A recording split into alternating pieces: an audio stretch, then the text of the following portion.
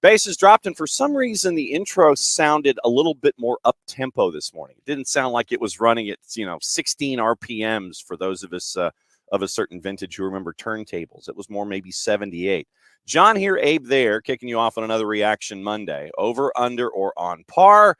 You can hang out with us on a bunch of different ways and let us know what's on your mind from a very, very busy weekend. We got Leagues Cup, we got the Twos, we got Pochettino, we got Super League, Caleb Wiley update, a bunch of things.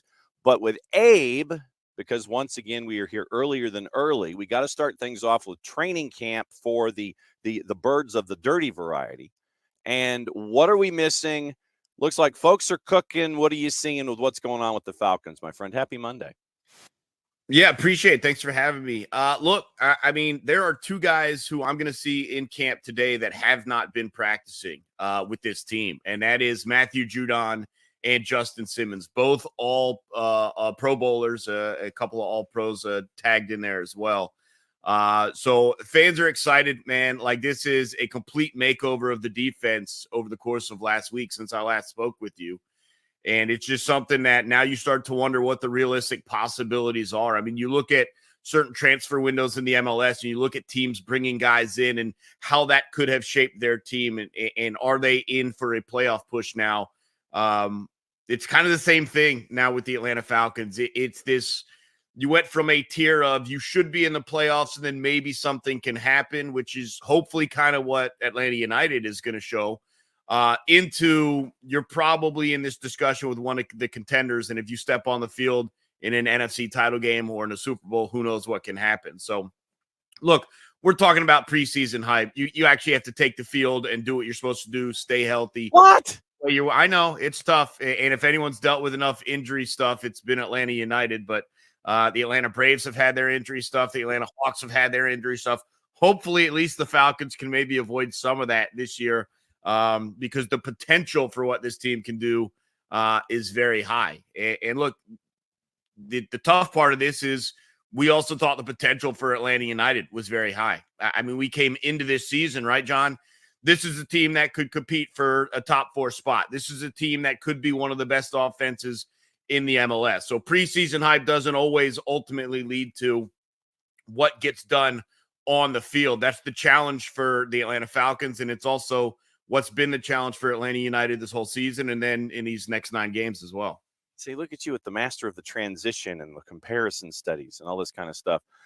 Transfer window closes for Atlanta United. I mean, you can pick up dudes on freeze, and I know that there are rumors out there and black helicopters of adding, guys like Divock Origi or whatever and things like that. But Alexei Miranchuk was the big name. There was not any other player that was added in this window, and you're also having to juggle the notion of, okay, how far do you go down that road, knowing that you don't have a new coach that's going to be coming in? What would that coach want philosophically when it comes to his players? So Alexei Miranchuk, we've seen the pictures. He's going to be wearing 5'9", which is that's an interesting selection. And the man brought a boatload of suitcases, so it looks like he's ready to get to work. Yeah, nice ones too, by the way. And so I'm out here thinking if he plays with as much class and style as he travels, like, we're going to be in pretty good hands. But the exciting part is that they did announce that all the fine print paperwork has been cleared and the visa and all that. So we'll wait and see, obviously, in Los Angeles coming up, what sort of level of fitness he's at. But very excited that because we've sat here, John, for how many times and just like waited for a guy we know is on our team but is not able to play. For this guy to actually like be here and ready to play and legally able to play through the bylaws of the league, that's very exciting. And I'm ready to see him. And obviously it's a tough game, and you see how much work you can get in and try and work that chemistry. But I'm really excited to see what he can do to this team. And You talk about the transfer window. It became pretty clear, I think, relatively early that they weren't going to do too much more. It's certainly not not on the DP level, at least. And so very comfortable with that. And look, any addition to this team, we've been talking about it. How do you create a little bit more offense as opposed to relying on just Daniel Rios, and Saba stepped up quite a bit as well. But hoping that, and one of the things that we also have seen is Atlanta United has had some issues playing on the front foot a little bit. And you're hoping that now you put Moranchuk into the middle, maybe you can get a little bit more aggressive, a little bit more attacking, and just control the games a little bit more from that aspect, because you have had to hunker down a couple of times and play for counters, stuff like that. And you've made it work here and there, but I'm very excited to see it. I'm very excited to see the vision, the passing. Look, I'm not going to pretend I've sat here and gone back and watched tape of the Russian national team or his time. What? I know it's tough. I mean, look, I watched college tape. Why don't I watch Russian national squads? But I'm excited to see. They've told us what they believe he could be, and now I just want to see it come to fruition on the field. And you're running into a situation this weekend where your first match back after the Leagues Cup break, you're having to go out and face the Killer Peas, Peck Paintsel and Ricky Pouge out in Los Angeles. So it's going to be a tall order in the street fight that is the rock fight in a phone booth, or whatever you want to call it, getting into the playoffs in the Eastern Conference, because in this home stretch, and you're having me do math on a Monday morning, and I'm going to wag my finger at you for it. 7 teams separated by 5 points to get into the playoffs right now, and Atlanta right now is in that play-in game slot at number 9. But once again, with a match in hand over Toronto, you skip them, and you're getting that much closer to Orlando. So the idea, yes, to get into the playoffs and see what happens. As a hockey guy, I know about all that kind of value. But then, do you edge up closer to an Orlando that's only 2 wins, 6 points basically in front of you? That's the task that you have here in the run-in.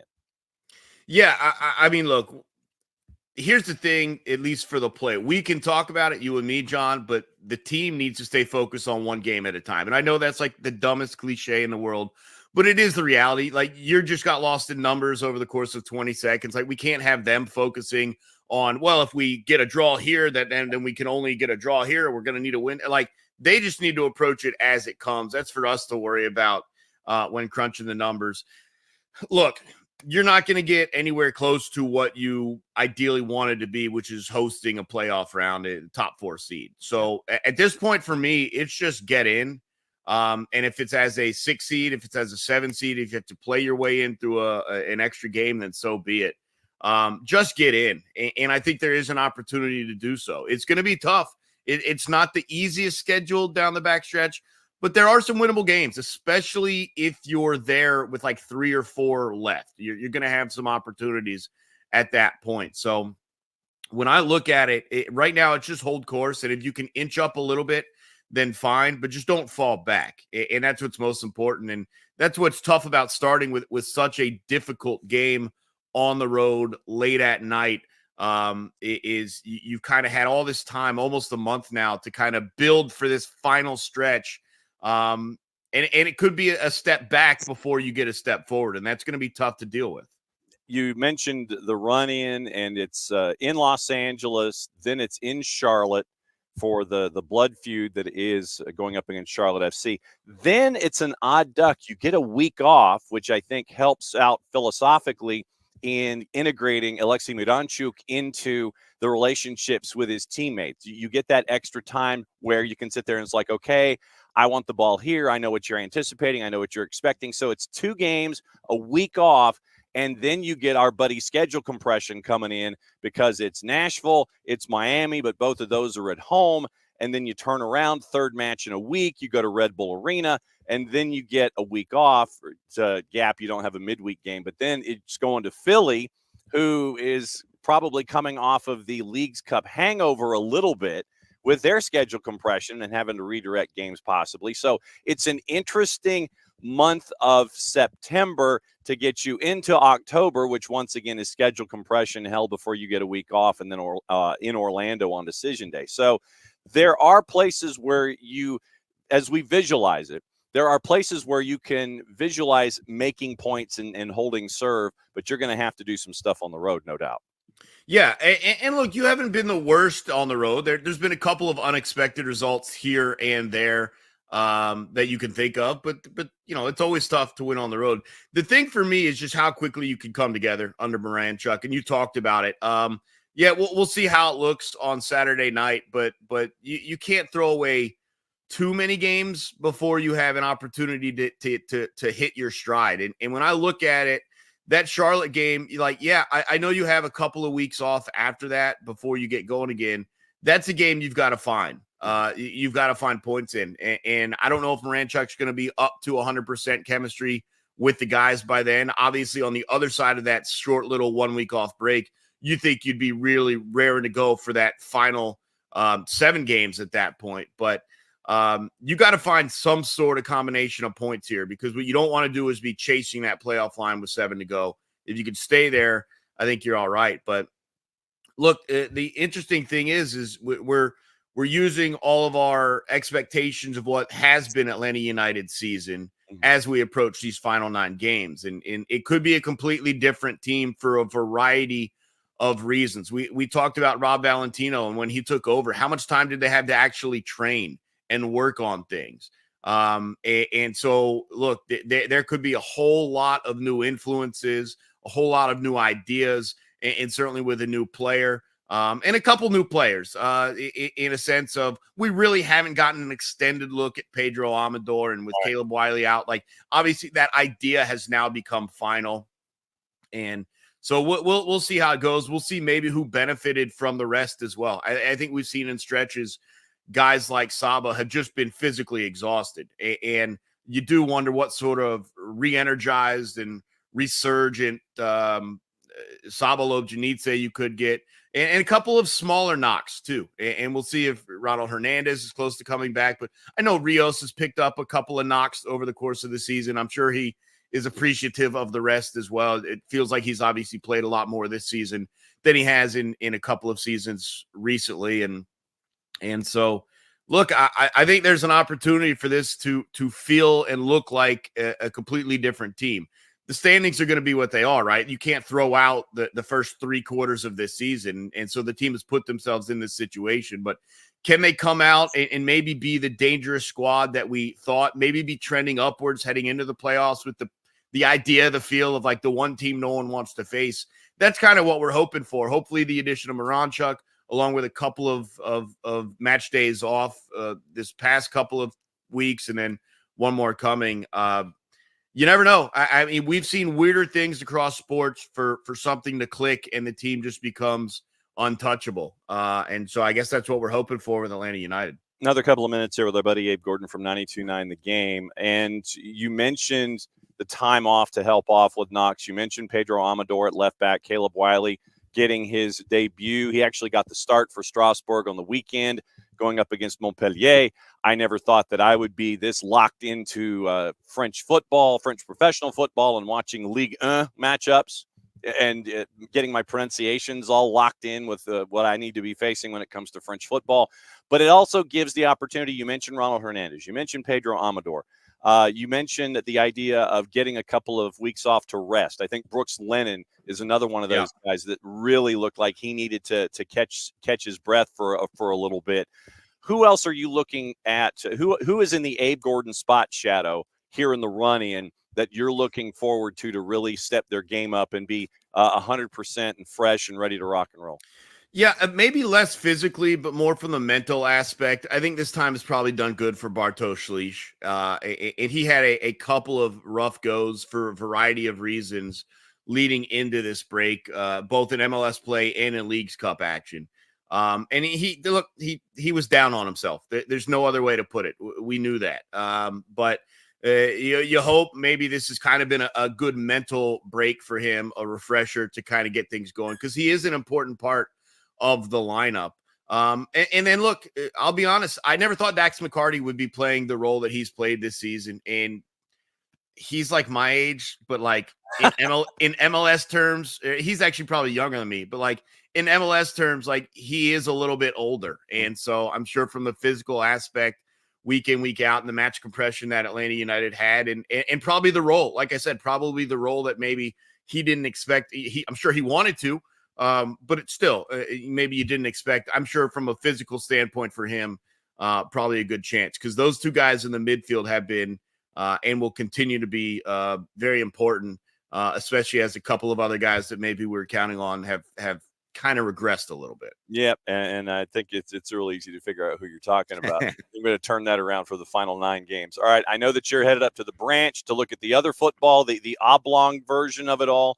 And as always, my friend, great to catch up with you to bat leadoff here on the morning show, and we will catch up with you soon, my friend. You know that it doesn't matter what day it is. If you want to crash, you can crash. If you're just like, dude, I've got to get something off my chest, I want to crash early, you can do that. You're not just locked into leadoff on Monday.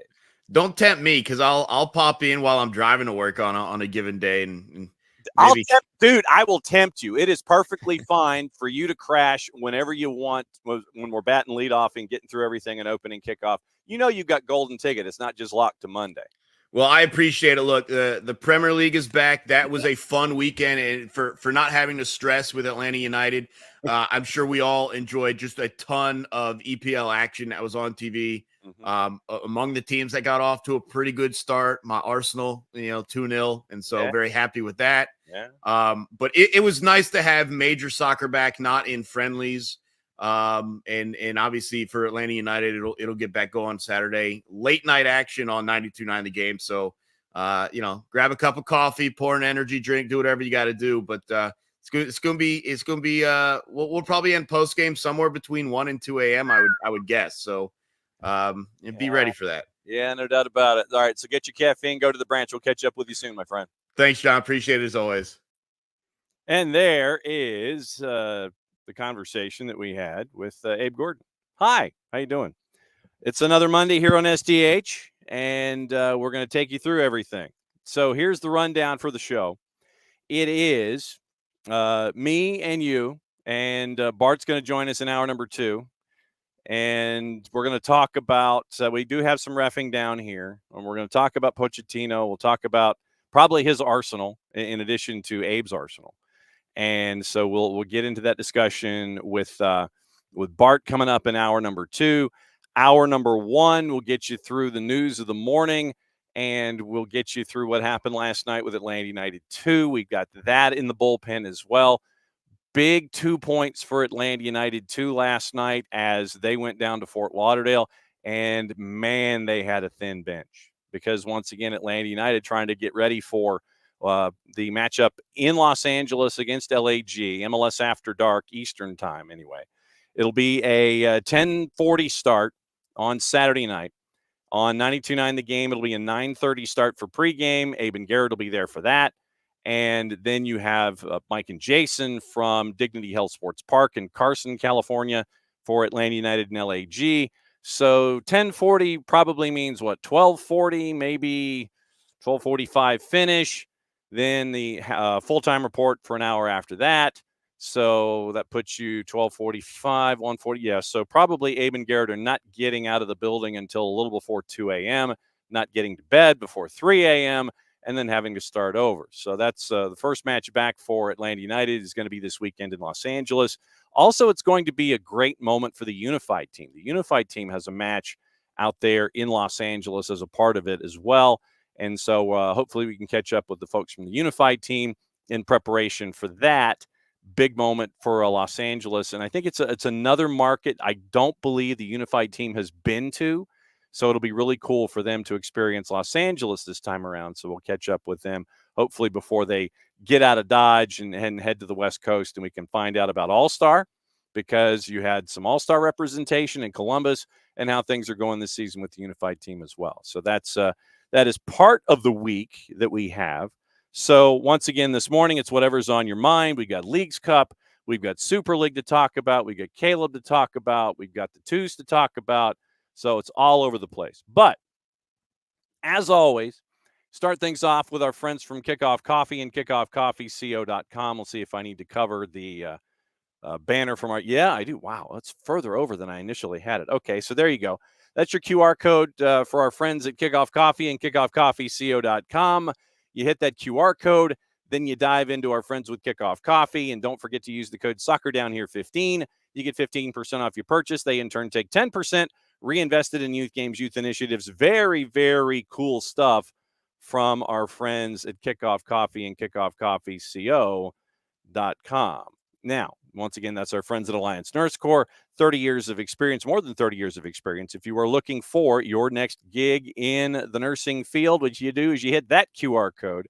And then when you dive into catch up with our friends at Alliance Nurse Corps, then they're going to ask, how'd you hear about us? You sit there and you go, Soccer Down Here. And so there you go. There's your QR code for our friends at Alliance Nurse Corps. Those are your 2 QR codes for the morning.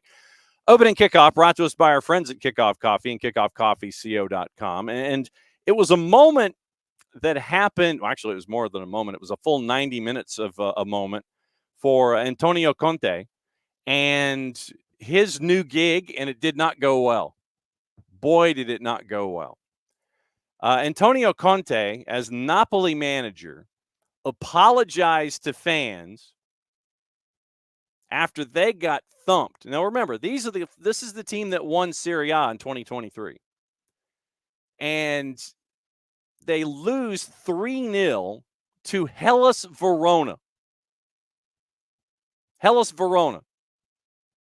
Dylan Livramento, second half opener. Daniel Mosqueda's double. Home side gets a surprise win. So after the match, Antonio Conte, with the raccoon stapled to his head, as Nick says, said this: we have to say sorry to our supporters because it was a second half that was, well, it's difficult to even assess what happened. In the first half, there was only one team on the pitch, and it was Napoli. Then we came out for the second half, maybe too satisfied with ourselves for the first half performance, even though we were still goalless, but it wasn't the same attitude as in the first half. He added, it's really worrying. Good teams react to difficult situations, but we completely fell apart. I'm the coach, and it's my responsibility, so I apologize. It was a debacle, and it's my fault. He also appeared to question whether everyone at the club was hurting as much as him after the heavy loss, according to Tancredi Palmieri.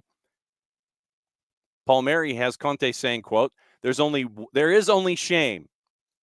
I am ashamed as a coach. A thing like this has rarely happened to me, both as a player and as a coach. Today, my heart is bleeding. Let's see if anyone else is bleeding in the next few days. Napoli finished in 10th last season after an attempt at a title defense. They went through 3 managers following Spalletti's request for a sabbatical after they won the title in 23. Rudy Garcia, Walter Mazzarri, Francesco Calzona did not work. So they brought in Conte, 3-year deal. Once again, they do not have Victor Osimhen available because he's getting shopped due to the transfer and him logging a transfer request. Chelsea are in talks with the striker with Romelu Lukaku, part of a make good trade, whatever phrase you want to use. So it would be something akin to a trade of Lukaku for Osimhen plus other things moving from one side to the other. So then asked about the Osimhen situation, Antonio Conte said, you all know full well the Osimhen situation was already there when I arrived and will be dealt with exclusively by the club. I did not get into the situation. You all know that the transfer market's very complicated and the deal is currently blocked. I cannot say any more than that, end quote. So Antonio Conte, his heart is bleeding, and he has a raccoon stapled to his head. Like I said, I'm taking Nick's line on a Monday. So that is the weekend that was for Antonio Conte. How was your weekend? Time to say hi to everybody as we're getting to 9:30 Eastern time. So who's in this morning? Morning Ropes, morning Alex, morning Derek. Let's see. Morning Abby, morning David. And David, yes. Newcastle, the silliest red card in the history of basic cable, and still won with 10. So we'll discuss that. Keep that on the table this morning. If Alex was to drop in, I'm sure that he would agree with you that it was the silliest red card in the history of basic cable. I like that phrase. We'll have to hang on to that. Abby was wondering about the discussion when I was having with Abe, where I was actually locked into Ligue 1 football. And it is through our friends at Fanati. So I'll give you the early plug. fntz.co/soccer down here. Helps us out, helps out Fanatis by getting them subscribers. You get all the BNs, which is currently where Ligue 1 is. They signed the deal just before the season started. So you can watch French football, and I like all the matches, on all the BNs. BN, all the BNs. Nuestra Tele, For the Fans, CDO, Gold TV, Liga 1 Max, Teise, all of those. So you can see your buddy Nino Torres call matches in Portugal and all around South America. You can watch BN, and you can watch the French League, and keep an eye on Caleb Wiley. We'll have his numbers coming up in just a sec. And so Teise, if you want everything going on with Argentina, trust me, there's a lot going on with Argentina. Also with BN, you can watch South American football, because they had Boca Juniors yesterday, and it was a fantastic crowd. They had a great tifo for Maradona, and the Maradona family was in the box, and it was really cool to see all of that. So you can watch all of the South American football that you can have to your heart's content. You can watch European football, and you can watch it at fanatisfntz.co/soccer down here, and that's your way of becoming even more of a sicko than you probably are now with your viewing habits. And Jason got me hooked. I blame him. Caleb had the start out of the blocks for Strasbourg. They had him playing this was in a 3-4-3, sometimes drifting back into a 3-5-2. And they had him at left midfield, and sometimes drifting to left back or left wing back. Caleb's numbers on the day in the 1-1 draw, according to our friends at SofaScore, Caleb punched a 6.5, 89 minutes, had an XA of 0.08, so there was one opportunity for him to garner an assist. It did not occur. 49 touches, 22 of 30 passing at 73%, one key pass, successful cross, successful long ball on the day, was 1 for 3 on his ground duels, and he was fouled once and had 2 clearances. So that was Caleb's day of getting adjusted to life in Ligue 1, as he was once again on the left-hand side. And so Strasbourg had a 1-0 lead in the match. Diarra scored in the 58th minute, Habib Diarra, the team captain. And then the league was surrendered about 10 minutes later as Savigny scored for Teji Savigny scored for Montpellier from the spot. It was a tackle inside the 18, and it was called a penalty. So 1 point. Caleb Wiley gets the draw for Strasbourg, and they get the draw to start their season off at Montpellier in Ligue 1. So that's your Caleb Wiley update. We need something of a French Caleb Wiley update, some kind of a French-based sponsor or something like that when it comes to Caleb Wiley, and letting you know how Caleb is doing every single week when it comes to everything laid out for him in his new frontier. Ropes, yeah, we'll get into the Premier League discussion. Trust me, there's a lot to discuss when it comes to the Premier League. We might just go ahead and jump into that. Not a great weekend. Everton crapping the bed in the second half. So Ropes and the Airborne DJ Tom Russo and all of our other resident Evertonian fans, we do have obviously gossip, rumor, and innuendo involving the Premier League this morning, so we got plenty of that too. Why not? We'll go ahead and get into that since it's part of the discussion, and we'll go ahead and dive into it. Obviously, Manchester City diving into the 2024-25 season, and they didn't skip a beat. No real surprise there that they won against Chelsea.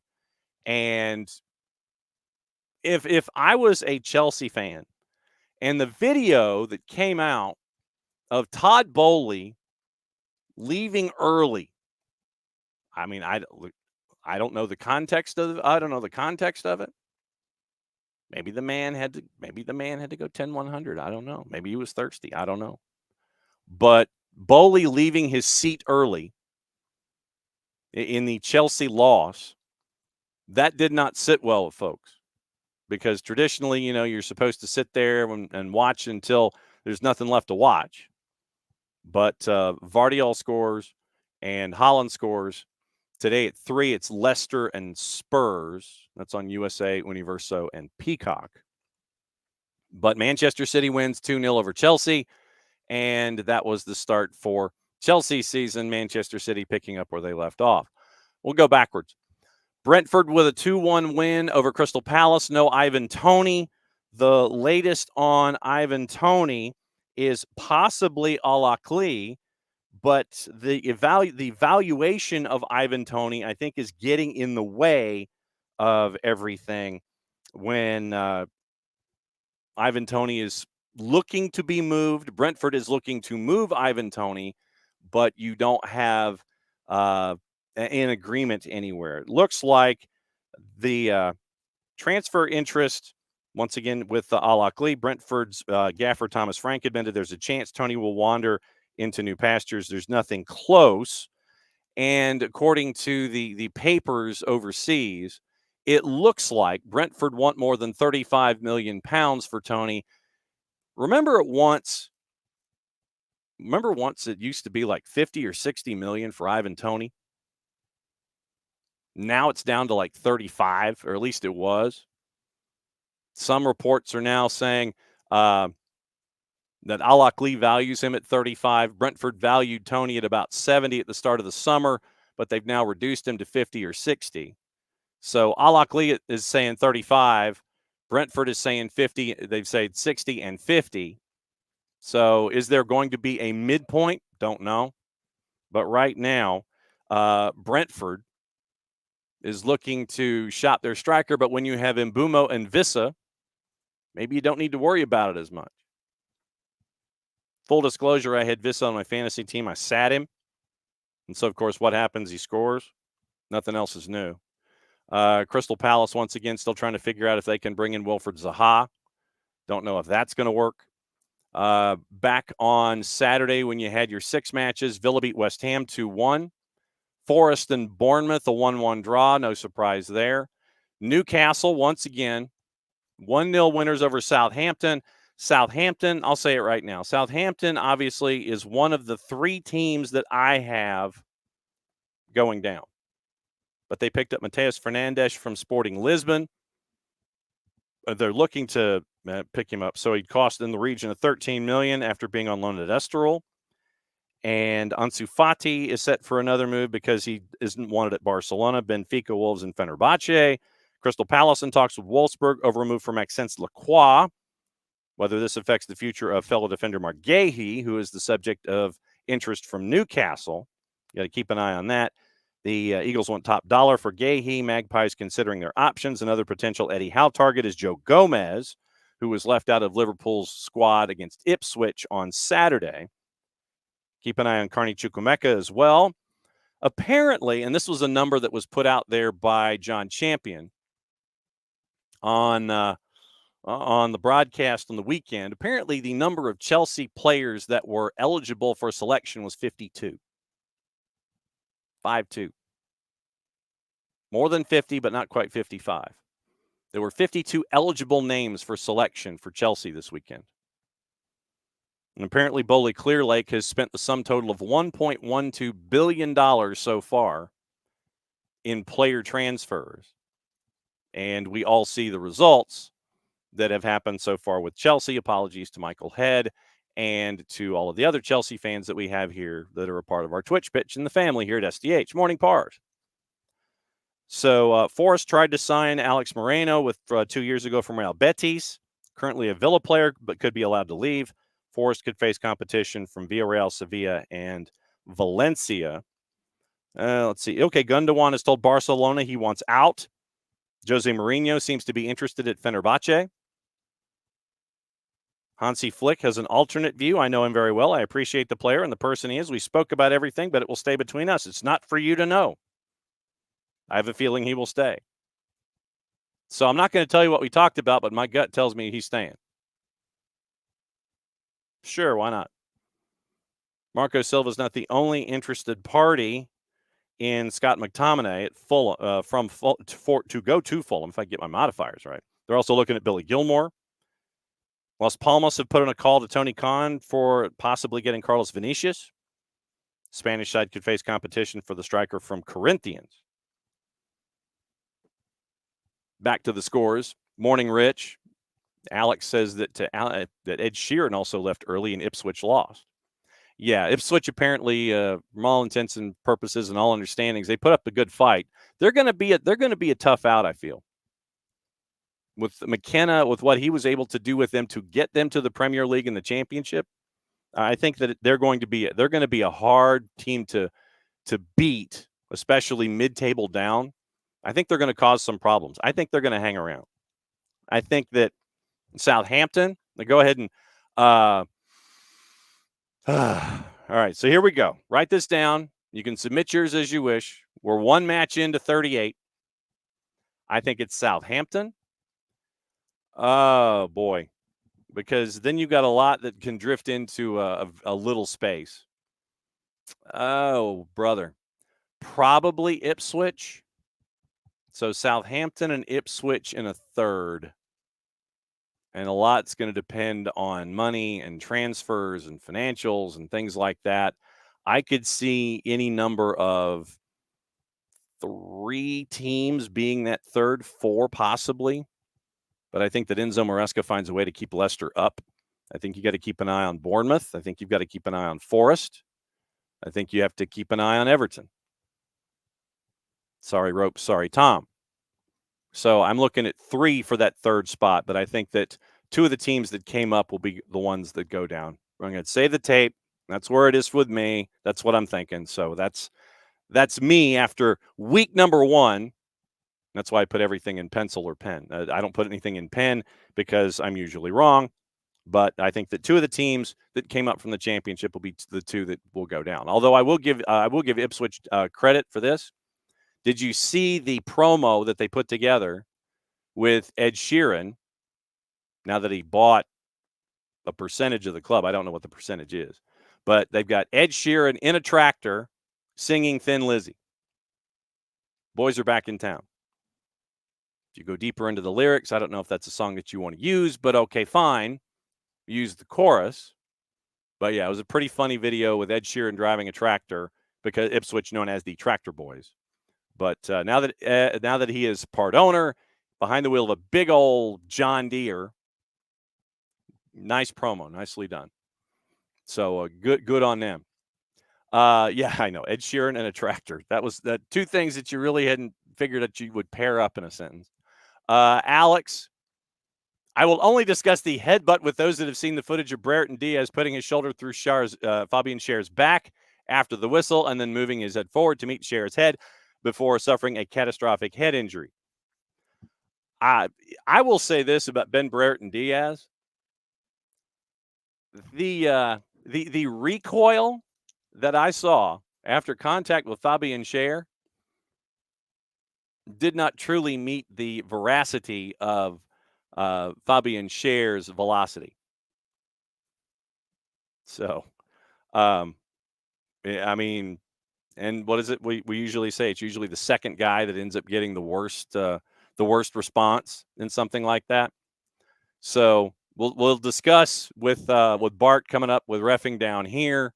We got a couple of other things to discuss with Bart, and like I said, we're going to discuss Pochettino with Bart. We got some reffing down here with Bart, and a couple of other moments to get into from the weekend, plus the idea once again of VAR and the Premier League, where you already have off-field adults wringing their hands and gnashing their teeth and saying they need to be better and all this kind of stuff. So we'll get into that with Bart starting hour number 2. Continuing what's going on in morning, Rich. Good to see you, by the way. Like I said, good morning, Rich. Good morning, Pars. Morning, Alex. And I think we're caught up for that. All right. So other finals in the Premier League. Once again, Newcastle with 10 beat Southampton. And honestly, that's what you should have done. Don't care if you had 11. Don't care if you had 10.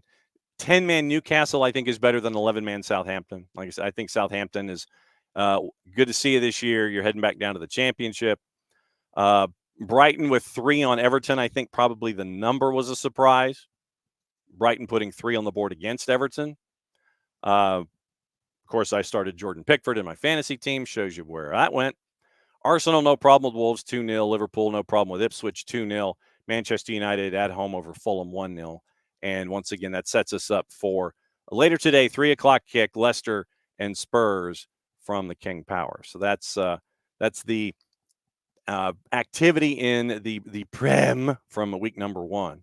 And so we'll see how things lay out with gossip, rumor, innuendo, and all of that stuff as we continue to go forward with the Premier League in week number 1. So we'll see. Like I said, we'll see how that all lays out with the Prem this morning. Other gossip, rumor, and innuendo. Al Hilal shortlist includes Manchester City's Kyle Walker and Joao Cancelo. Good luck on that one, considering that it's the start of the season. Thierry Henry, and this came out this morning early about early section of the show. Thierry Henry has quit as coach of the France U21s and Olympic football teams. So he quit from both. Under contract until June of 25, Henry informed the French Federation president Philippe Diallo after France won silver in Paris. Diallo says, we obviously regret this decision because Thierry Henry was able to achieve the objectives that had been set for him by winning a silver medal at the Paris Olympics 40 years after the Olympic medal in Los Angeles. Having followed him throughout this campaign, I was able to see his great professionalism, rigor, and love of the blue jersey. We wish him good luck the rest of his career, end quote. So Thierry Henry quits as head coach of the France U21s, and now they are going to be looking for someone. Weston McKennie in the squad for the Juve match today, and that one is later this afternoon. We'll get you into what to watch and how to watch it as we go. Wolves looking for a fee in the region of 10 million euro as Al-Shabaab have made an approach for Daniel Podence. Nothing done yet. Podence is keen on the move to Saudi Arabia. And also, once again, we mentioned Divock Origi in the black helicopter theory portion of the program for names that you could pick up on a free. Green light to leave AC Milan, according to Fabrizio Romano, on a free transfer in the final weeks, ready to find a new solution. Origi will definitely leave. And this, once again, that's from Romano. Origi will definitely leave, considering options in Qatar, Saudi Arabia, and also some MLS teams interested for January. And so I know that a lot of folks, especially fans of Liverpool, know the history of Divock Origi as the super sub that would come in and score consistently, and I mean consistently, as a substitute for Jurgen Klopp and for Liverpool. So Divock Origi probably could do some. He could probably do some damage in Major League Soccer if somebody wanted to chase after him and make sure that he could come in and get the decent paycheck and actually start matches instead of just come in with 20 or 30 to go and turn into a scoring machine as he did coming off the bench for Liverpool. So we'll see what happens with the possibility of Divock Origi. Where does he go? Folks are interested for MLS in January moves, and so we'll see what happens there with them. Harry, morning. MLS back this week for us. Stayed away. Yes, for us that stayed away from the Money Cup, the Leagues Cup. Yeah, Leagues Cup, by the way, now that we're discussing that, we'll go ahead and jump into that. We're down to the Final Four. And looking at what happened on the weekend, as I scroll down because all of the scores are just kind of lumped together. Columbus and New York City. Columbus wins 4-3 in PKs, so Columbus advances, NYCFC being their pesky selves. So Columbus advances in PKs. Philadelphia advances in PKs over Mazatlan. So Philadelphia makes it to the Final Four. Andre Blake in net. You've got that part. And you're doing your standard, Rich, I don't know if you were able to go to the match this weekend or if you were interested in going to the match this weekend, but this is the Philadelphia that we know. No Jose Martinez anymore because he's heading to Corinthians. I don't know how that impacts things. Perhaps it opens up a door for younger players in Jim Curtin's starting 11 going forward, but Philadelphia makes it to the Final Four. LAFC, no problems with Seattle winning that one 3-0. That one, I think, was put to bed pretty early. And you end up with Denny Bouanga scoring in the 53rd, Kai Kamara scoring in the 25th, and Ryan Hollingshead. So you're getting goals from unconventional places for LAFC. 14th, 25th, and 53rd. LAFC cruise to the win, so they get into the Final Four. And then the final match of the run, keep an eye on the Rapids in general. Club America in Carson, California. did not score a goal against Colorado Rapids, goes to PKs, and apparently the whole tape of the PK shootout, 9-8. 9-8. Colorado wins in PKs, and Colorado advances to the Final Four.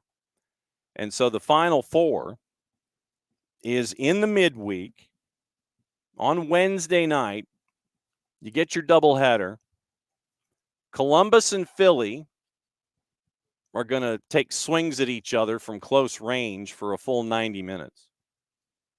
That one's at the Death Star at lower.com. Philly has to go to Columbus. That's your early match. And then the LAFC hosts Colorado Rapids at 10 o'clock to determine who gets the championship this weekend in Leagues Cup.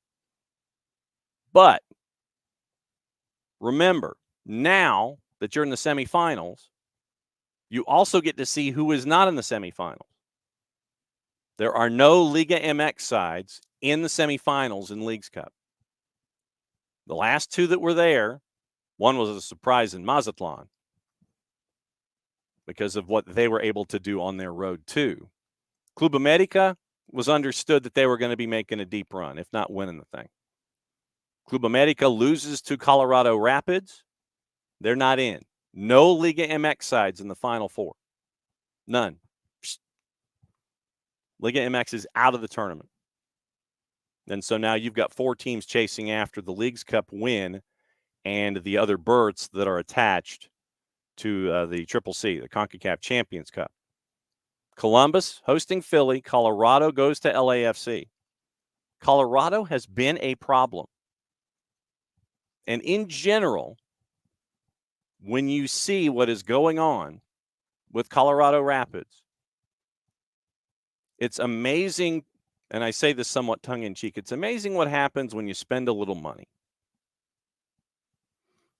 Kroenke Sports and Entertainment spends a little money in the offseason, and by comparison, I mean, yes, they invested in some players, brought in some players, but by comparison, the money that they're spending is a little bit.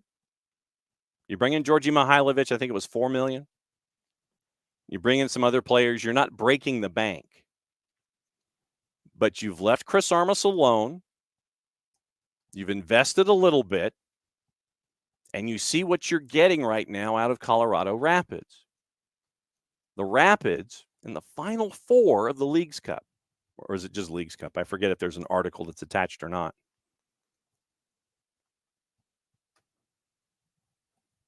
But Colorado making their way through. Rich with the update that Philly's guaranteed to host the final and or the third place match no matter what. So that's an advantage to Philly, even if the result is a negative this weekend in Columbus. But Colorado, one of the byproducts of Leagues Cup and getting reps and being a part of a run. And right now, in the Western Conference, Colorado is in 4th. It's one of the sneakiest fourths I've seen in quite some time. Maybe it's because, once again, they're in Commerce City, Colorado with the rabid prairie dogs. They're in the middle of blanking nowhere. But Chris Armas has been left to his own devices, and they are in the Final Four in Leagues Cup, and they are 3 points out of 3rd in the Western Conference right now. 12-9-5. 3 points clear of Vancouver. 3 points, but basically a win ahead of Vancouver and a win behind Salt Lake. Salt Lake has a match in hand. So if you're Colorado, you just take care of your own business. But Colorado, 4th place right now in the Western Conference and in the Final Four of Leagues Cup. You invest a little bit and you leave Chris Armas alone. And you see what you're getting with the Rapids. Here's the lineup, by the way. Here's the lineup from Colorado last time out. Zach Steffen in net. And I know that sometimes Zach Steffen has a tendency to kind of go walkabout. Vines, Moxo, Abubakar, and Keegan Rosenberry. Solid back line. The two in front of them, Connor Ronan and Cole Bassett. Then Jonathan Lewis, Georgi Mihailovic, and Omir Fernandez. Omir Fernandez was looked at as a player to watch coming into this season. And then up top to start things off, Rafael Navarro. Bench, Oliver Yaraz from Rapids 2, Darren Yapi, Calvin Harris, Jasper Luffelson, Sebastian Anderson, Jackson Travis, Adam Beaudry, Ethan Bondre, Wayne Frederick, and Kamani Stewart-Baines. Some of those folks aren't even household names in their own household. But what Chris Armas has been able to build, like I said, within what he wants to do, front office has left him alone. Ownership has given him some money to invest in some folks. But right now, with Colorado Rapids, you see what they're doing across the board. You leave Chris Armas alone, you see what happens. Maybe what happened at Manchester United wasn't him. Maybe what happened in Toronto wasn't him. Just saying. Man's been left alone. You see what's going on. And Rich, I'm sorry, but Atlanta United being considered cheap is still laughable to me. Who is saying that Atlanta United is being cheap? That could not be any further from the truth.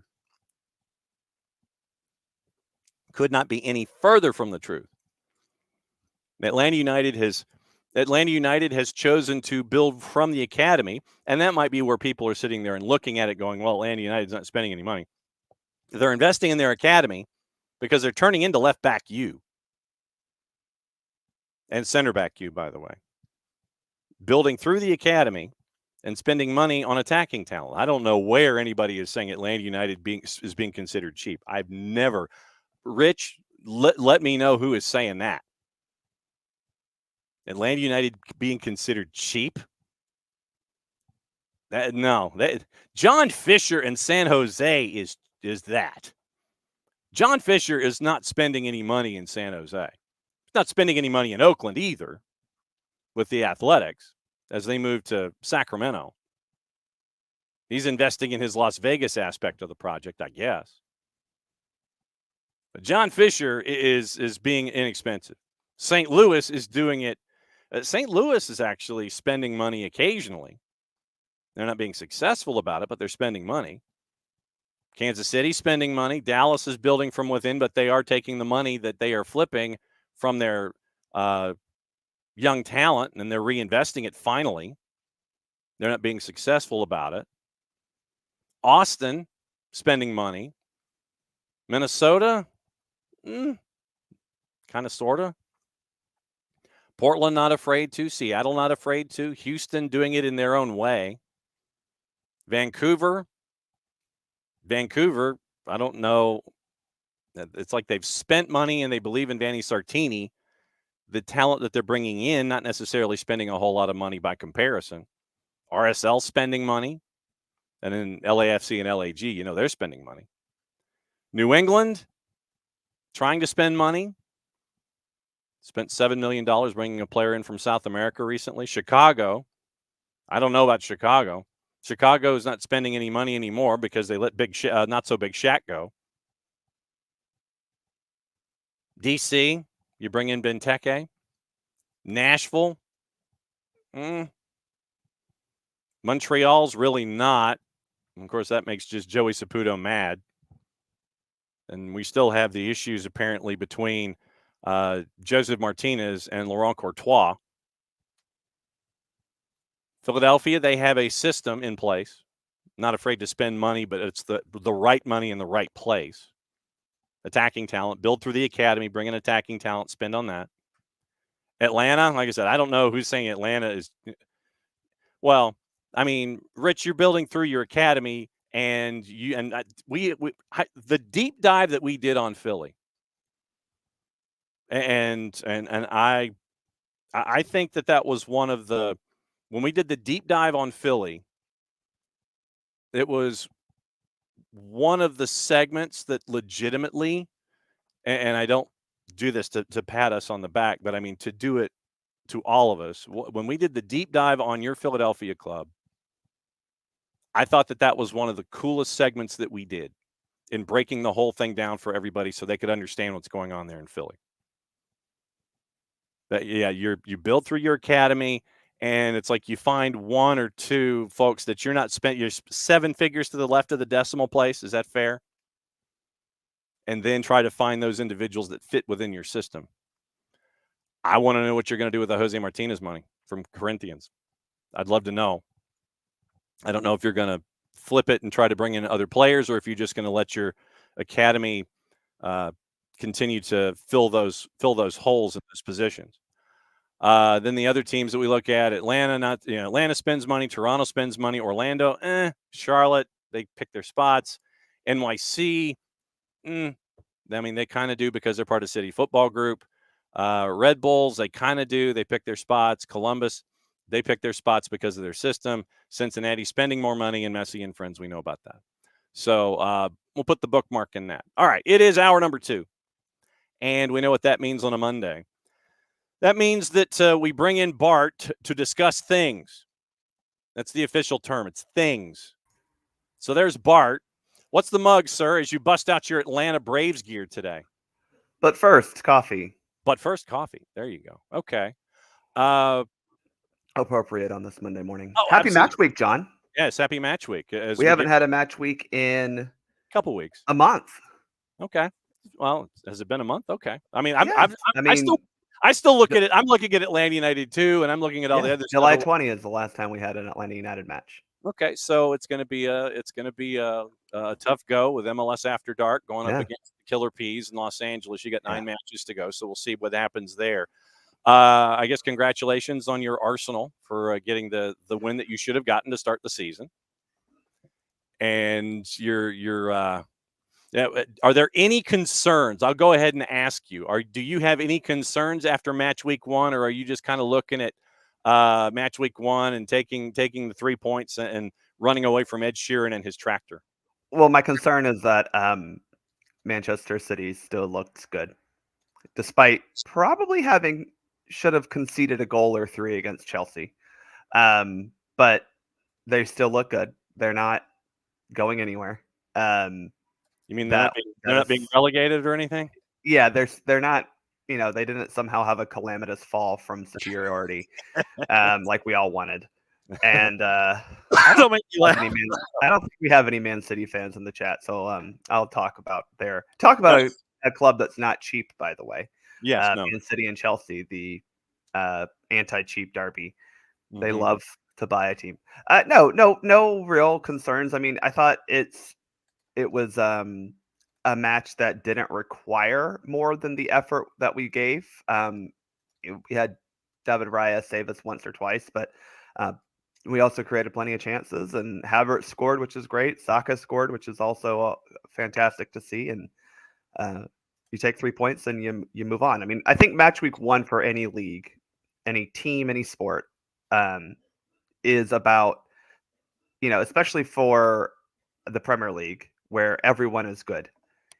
Your job is to get out there, execute the best you can, and hopefully you get a positive result and you can move on to the next week, because there's just so many.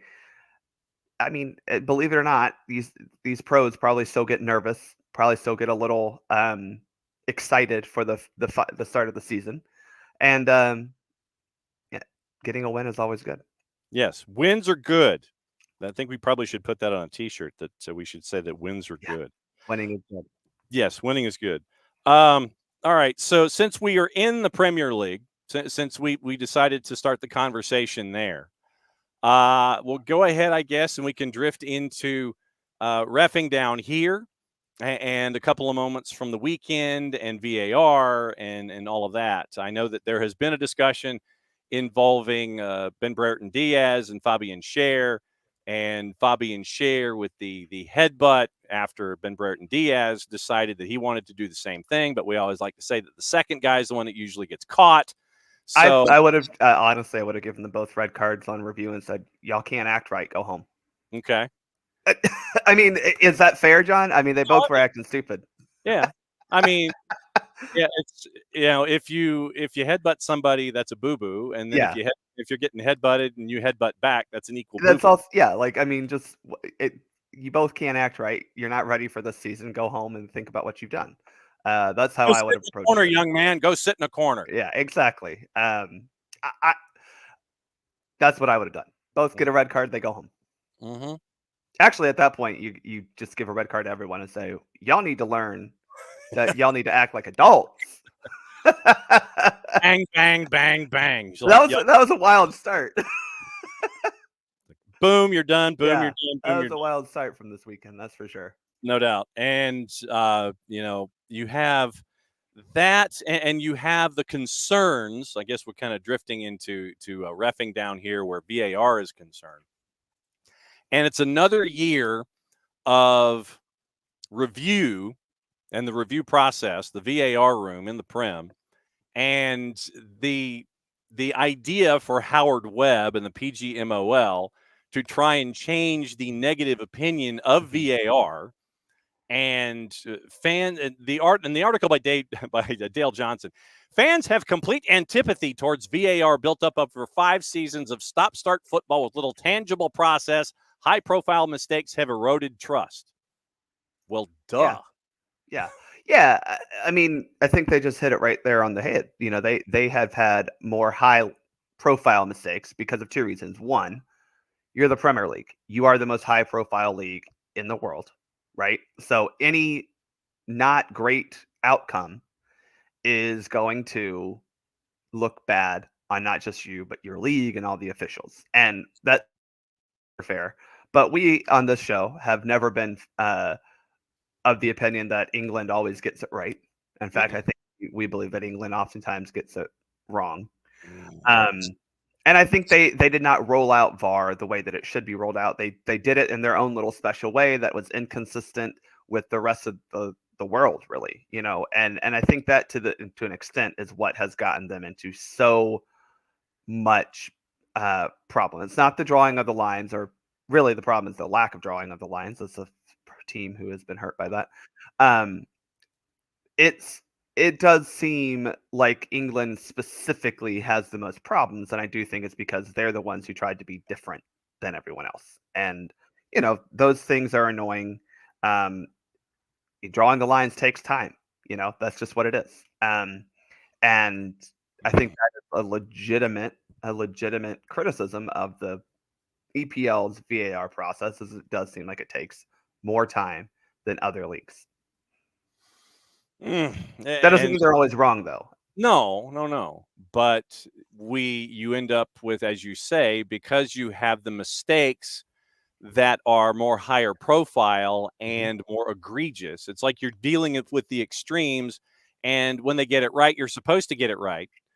And if you get it wrong, apparently more often than not, it is such a wrong in the extreme that it causes more angst and anger because it is such a long swing to the other side of wrong as opposed to getting it right and having it right down the middle. It's like, okay, Correct. it's not, there's no such thing, I guess, as a little wrong.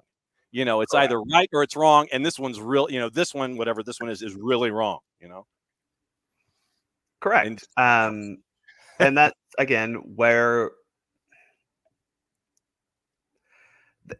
they need. I'm glad they're aware Yes. that there is a negative perception, because you have to admit there's a problem before you can fix the problem. So that's good. That is absolutely true. All right. So there was another moment that we had over the weekend, and it was one that I showed to you as a part of the reviewing on the weekend, where you actually have an official apologize to a club after after a review and a mistake was made over a particular call. Yeah. When was the hearing about apologies from referees is something that it's fairly rare. because you kind of want to leave them behind closed doors. But once again, because of egregious nature of things and all of that, Eberici Eze from Crystal Palace revealed that referee Sam Barrett admitted he was wrong to disallow the free kick as Crystal Palace loses to Brentford 2-1. Eze leaves Mark Flecken, the keeper for Brentford, flat-footed with a strike. But before the ball hit the back of the net, Barrett blows his whistle for a foul by Will Hughes on Nathan Collins. The early whistle meant that VAR could not be consulted. And Eze said after the match that Barrett admitted he made a mistake. Eze tells the BBC, quote, "It could have changed the game, but we have to deal with it. It wasn't our only chance. If we perform like that, then we'll do well. It's a game. You're going to make mistakes as a referee. And unfortunately, it happened to us today. You'd hope it'd even out throughout the season." So you have an official step forward, apparently. Like I said, this is Eze who is stepping forward to say this happened. We're not hearing anything from the PGMOL. I doubt we will, unless it's in a news dump format like we hear from certain other officiating groups during the week. But you actually apparently have an official step up and go inadvertent whistle or early whistle, and that was it, and my bad. The mistake here, John, wasn't the foul call. Okay. I think that needs to be very clear. He's not saying I messed up by calling a foul. He said I messed up by blowing the whistle too early for the foul. Because maybe you can review the penalty, the free kick again, right, and go, oh no, this foul. You could do a couple of things. Either you say, oh no, that wasn't a foul. I don't know if it wasn't not a foul. Or you can say, no, this foul had nothing to do with the actual free kick, which probably was the correct answer here, right? Okay. Or you say, no, I was right. It was a foul. So the mistake here was blowing the whistle too early. Now, the problem I have with this is that this is not holding the play for an offside flag to go up, right? If there's a foul, we need to call fouls, right? And if you see a foul like that on a free kick that is not a traditional spot where someone's trying to shoot on frame, props to Eze. As a referee, you have to anticipate. You have to kind of read the match and use your instincts. And right here, you're thinking, okay, this is going to be a free kick, probably crossed into the box. And you're looking at all these players jostling with each other, giving each other hugs because they haven't seen each other in forever. And you have to look at the physical play and judge if that's fair or unfair. And I do think that these were probably fouls committed. And so he blew the whistle. But again, his mistake that he's admitting to is blowing the whistle too early, blowing the whistle before the ball entered the back of the net. But again, I don't even think that was that big of a mistake because he called it like as soon as he saw it after the kick was taken, right? This is not we see this all the time, John. I mean, how many times do you see a referee come in before a corner kick or something like this and say, hey, knock it off, Yes. That exact, exchange. And so it's not those exact words of knock it off. Hey, you guys, it sometimes is, John. It oftentimes is. Knock it off. Hey, you stop and that. So this is just one of those instances where guys are doing stupid things, trying to gain unfair advantages, and the referee called them out on it. But unfortunately for the free kick taker, his free kick was on goal, and therefore the jostling was not really any real consequence of what happened.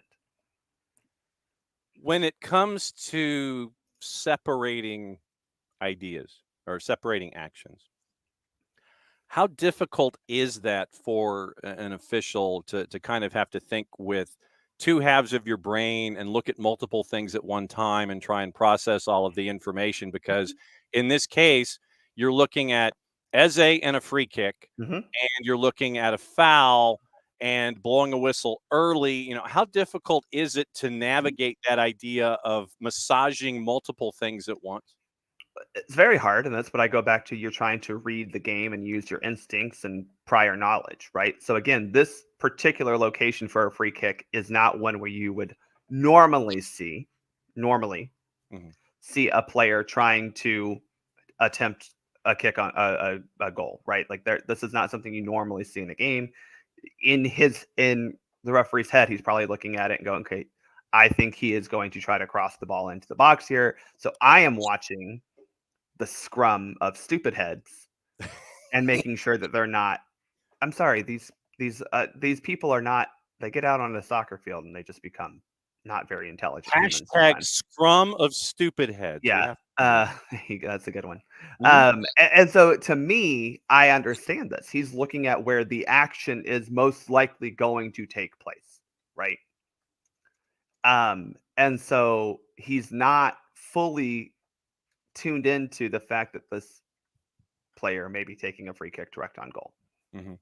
So that's just what he's doing. He's trying to read the game, and that's not the problem. Is it's not the AR's job. The AR is just looking down that line to make sure everyone's on side. Maybe the AR will call a foul if he sees something like truly egregious, but that's not their job anyway. Their job is to be focused on offside, and then consequently, if a ball goes in the back of the net, whereas the referee is in charge of making sure that free kick is at rest, setting up the wall, making sure the wall is behaving, making sure that all the other, however many players are left are behaving. So the referee has a lot of things to look at. And honestly, in this situation, I understand not prioritizing the free kick taker. One other instance that I want to get into, and it's an observation of commonality more than anything else, and it has to do with throw-ins. Okay. When it comes to athletes and throw-ins, we all know that there is the idea of trying to improve your position. You're trying to improve your lie, basically. It's like, in golf, you sit there and it's like, okay, I can't hit it out of that divot, so I think I'll move the ball a little bit, And, Well, if it's on a divot, you get to improve the lie. That's the rules, John. yeah, and so when it comes to hey man, right there with you. As as a mid-teens handicap, I need all the help I can get. Right. When you have players that are trying to improve their lie on throw-ins, and I mean literally, they're going up 10 yards, and and there are some instances where literally you'll have players who'll kind of walk up a little bit, then they'll walk up a little bit more, then they'll get the run, and then they'll get the throw. Mm-hmm. When it comes to you and Cruz navigating throw-ins and making sure that the advantage isn't incredibly egregious, but at the same time knowing full well that that they're going to get some run up and they're going to get some advantage out of it, how do you navigate making sure that the advantage of a throw-in isn't like a 10 or a 15-yard advantage to where they've got a first down before they throw the ball in again? Well, again, I think I've talked about this on this show, but you have to pick your battles, and you have to pick your battles wisely. And a throw-in is one of those places where, is this worth the battle you're about to pick, right? Now, there is a level where, just as a referee, you have to, in your head, make that. Maybe it's not even your head; it's in your heart. Just kind of go, that's a little too far. My general rule is you need to at least try to start where the ball went out of play before you start that run. Mm-hmm. But at the same time, people are going to just do the little walk up, like, oh, I'm looking to throw it to someone. No, that didn't work, so I'm going to walk up a little further. I'll just say this. I think IFAB and a lot of the underfalling organizations have, in the last decade, just decreased priority of adjudicating throw-ins. Okay. It's something that, as we have done, FIFA and IFAB have done studies on, they are just not that consequential. Okay. Now, we have seen Atlanta United being the stupid, not being on the receiving end of stupid things that happen on throw-ins, right? Yeah. Mm-hmm. But I'll go back to that game against Philly. Mm-hmm. The problem wasn't that Harriel may or may not have been on or over the line when he threw the ball in. Right. 3 other things happened before that ball went into the back of the net. So even a throw-in that does lead to a goal, the throw-in itself is rarely the consequential moment. Does that make sense? Yeah, it does. Yeah, it's not it's not the throw that should be completely and totally locked into. The events leading up to and the immediate events after. It's like it's the center of the Venn diagram, but it's not what you need to lock into. You need to look at A and C and not necessarily B, is what you're saying. Right. And I know that's gonna offend a lot of people because they think referees should be just calling every little thing that ever happens on the field, no matter what. And the reality is, there's 3 of us out there, 4 if you count the 4th official, whose job it is really isn't to call fouls or anything like that. Things like this are the things that are going to have to be sacrificed if you want them to do their jobs to the best of their ability. Because if I'm just totally always worried about throw-ins, if my AR is always worried about throw-ins, well, he's going to miss an offside call. I'm going to miss a foul. Yeah, that you're not going to get everything at 100%. I mean, and so if we can just say, hey, let's not be super focused on throw-ins. To the point, I'm not saying we don't not look at them. That's not my point. Before people in the chat get all pissy because Philadelphia tied Atlanta because the AR wasn't directly looking at the line when Nathan Harrell threw the ball in, despite Atlanta United needing to have cleared the ball 3 times before that.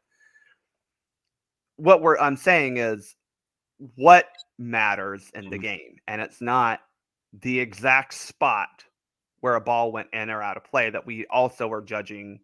You know, we're not a football crew where we have 7 officials and 2 of them specifically on a line of scrimmage to determine when a ball carrier was down and where that spot needs to be, which, by the way, they get that wrong all the time too, but we don't seem to think too much about that. Yeah. We got 3 of us out there. So should there be more of you out there? No. Okay. It theoretically, you can have those conversations. In practice, it doesn't really work. Okay. Rich is saying ban flip throws, by the way, as a part of. I mean, I didn't know Rich was against women's soccer superiority, but that's fine. Wow. One other moment before we get into Mauricio Pochettino and the latest there. I believe it was in the Manchester City Chelsea match where there was a shot inside the 18, and you have a player who is drifting to the left inside the 18, and as he's drifting left and moving left, his arm is slightly away from the body, and it hits the hand and changes rotation, and that was not called. Wait, who was this on? I'm sorry, because I'm trying to remember which. I think it was on a Manchester City player inside the box. Okay, so it was basically a shot that was coming back across, like it was almost a cut back cross. Yeah, and so players drifting to his left, and as he's drifting to his left away from the path of the ball, and the arm is slightly extended as his momentum is carrying him one direction, the ball is struck and it hits that arm and changes rotation. When I saw this live, well, not live, when I was watching the highlights and watched it in live action, I thought they got it right. I think this is one of those where you're like, what is the defender supposed to do? Not have arms. Yeah. And I think, again, this was, if you called it, I could see why you would have called it, right? The arm is a little away from the body, but I think that's part of the problem we've gotten into is like this theory that arms aren't allowed to exist.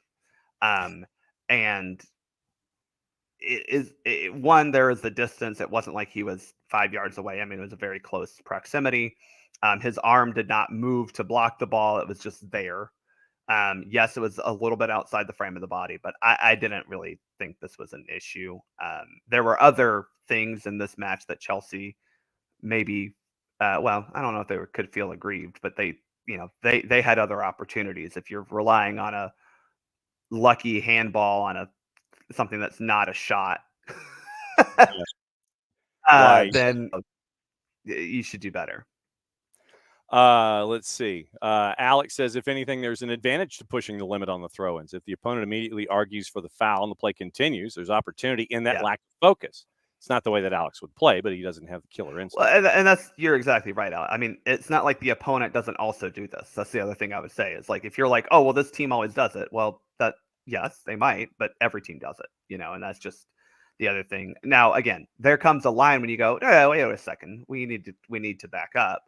And that does happen, but I think it's mostly when the thrower starts their throw in not anywhere close to where that ball went out of play originally, right? Usually we try to get them to at least start where that ball went out of play, and then after that we're It just Yeah. a little more judicious on it, just personally. But that's something that I am personally watching. That's not something that I have been told to do or not to do. That's just something I personally do. The referees at this level that we're talking about have been instructed how much priority they're giving these throw-ins. Right. And it's clear that they've been told to not prioritize policing that. Right.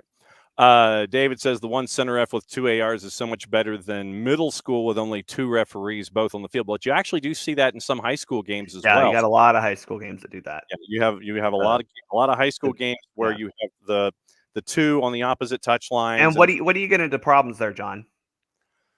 You have 2 guys who are calling fouls. Mm-hmm. And that's the issue here is unlike I'll go back to football. Unlike football, where things are pretty cut and dry about what a penalty is or isn't. Now, I know we let things get away, but I mean, for the most part, they're pretty cut and dry. And to be fair, you have certain referees whose job it is, for the most part, to handle certain types of calls, right? Yeah. The referee or the umpire, I should say, the guy in the backfield, is mostly responsible for calling holding, right? That's mostly his job. Now, if the back judge sees something, he may call it.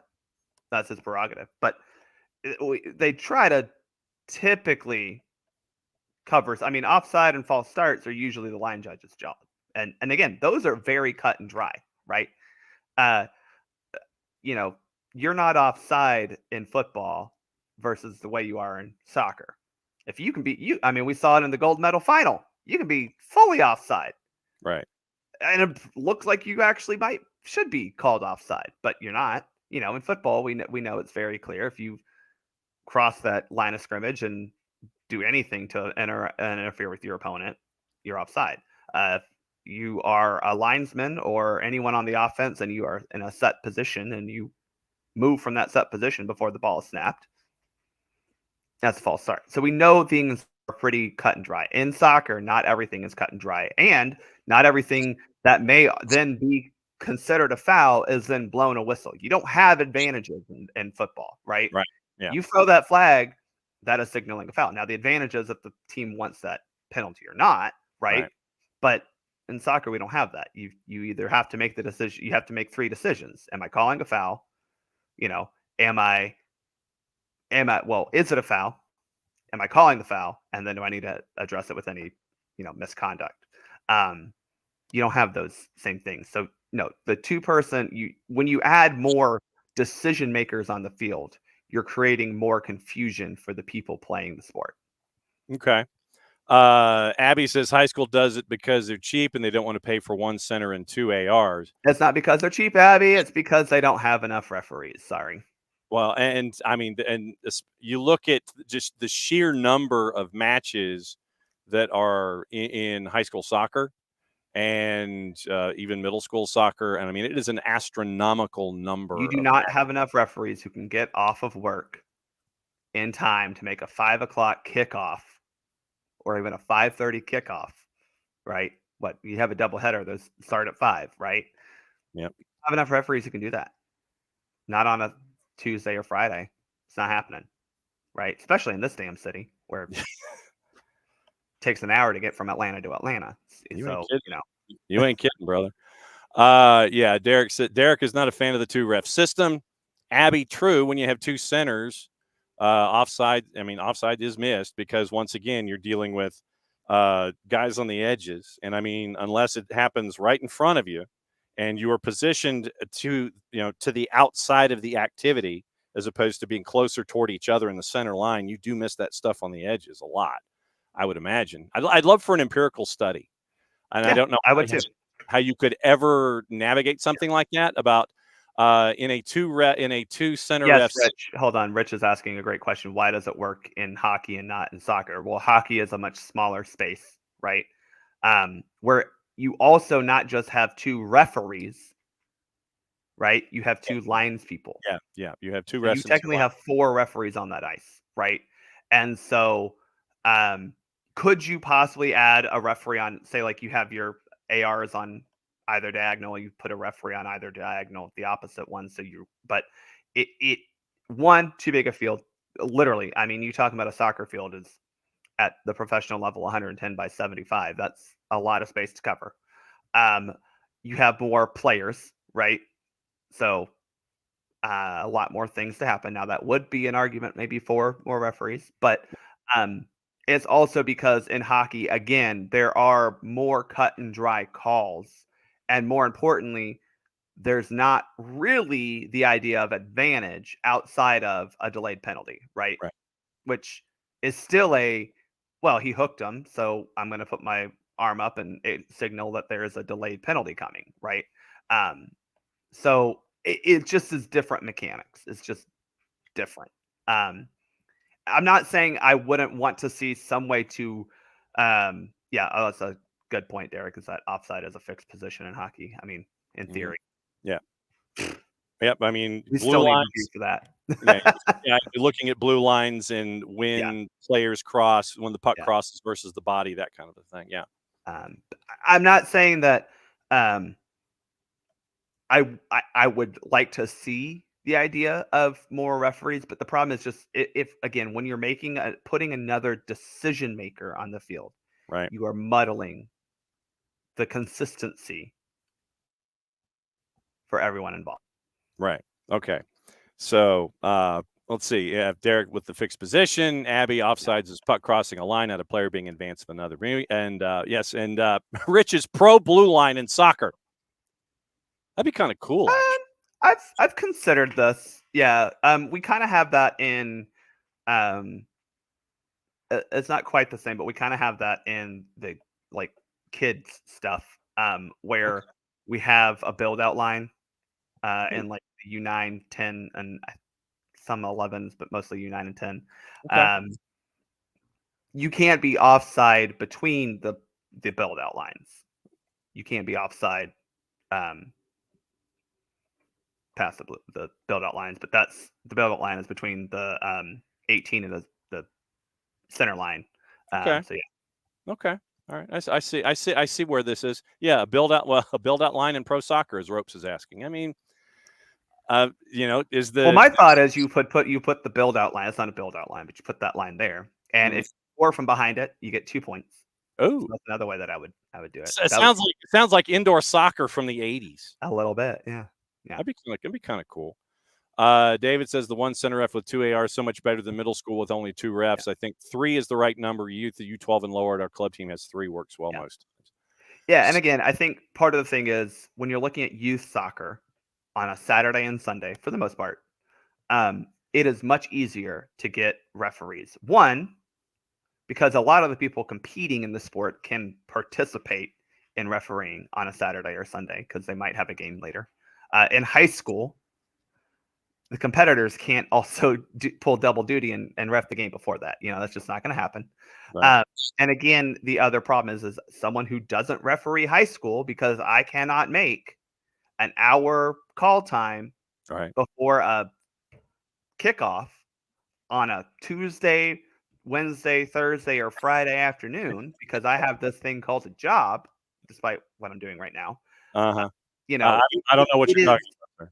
It is hard. It is hard to find enough. And so what you get left with is a lot of referees who are older and out of shape. But yes, Abby, if they can afford it, they will pay. But a lot of that is not about pay. It's simply about they do not have enough referees to go around. All right. So then public service. If you want to be a referee, how do you do it? Well, you'll first need to get certified through US Soccer. You go to ussoccer.com. On their little bar at the top, you go to participate, and that's where you can go to be either a referee or a coach. We also need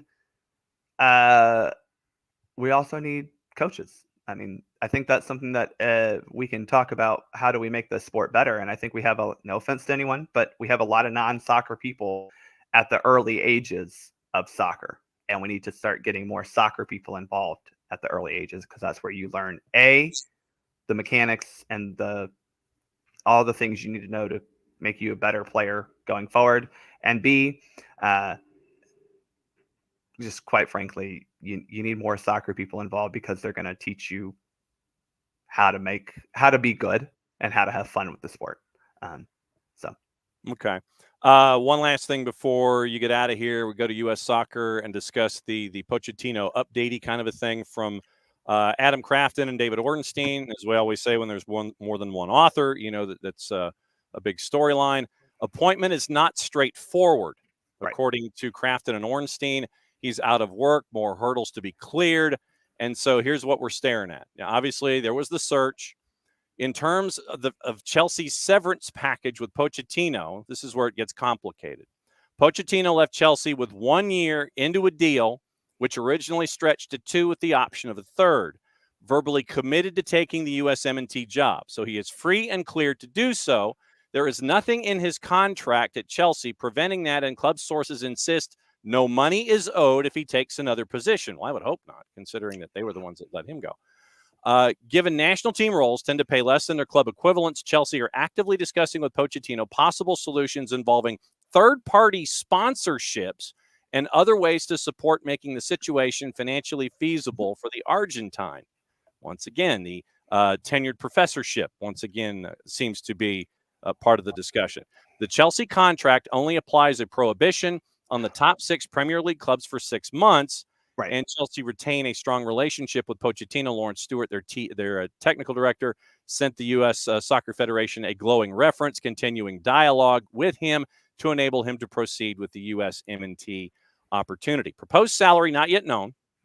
And Berhalter made, I think it was $2.29 million, somewhere in less than 2.5. Right. Pochettino goes through his season, one of the more highly regarded coaches.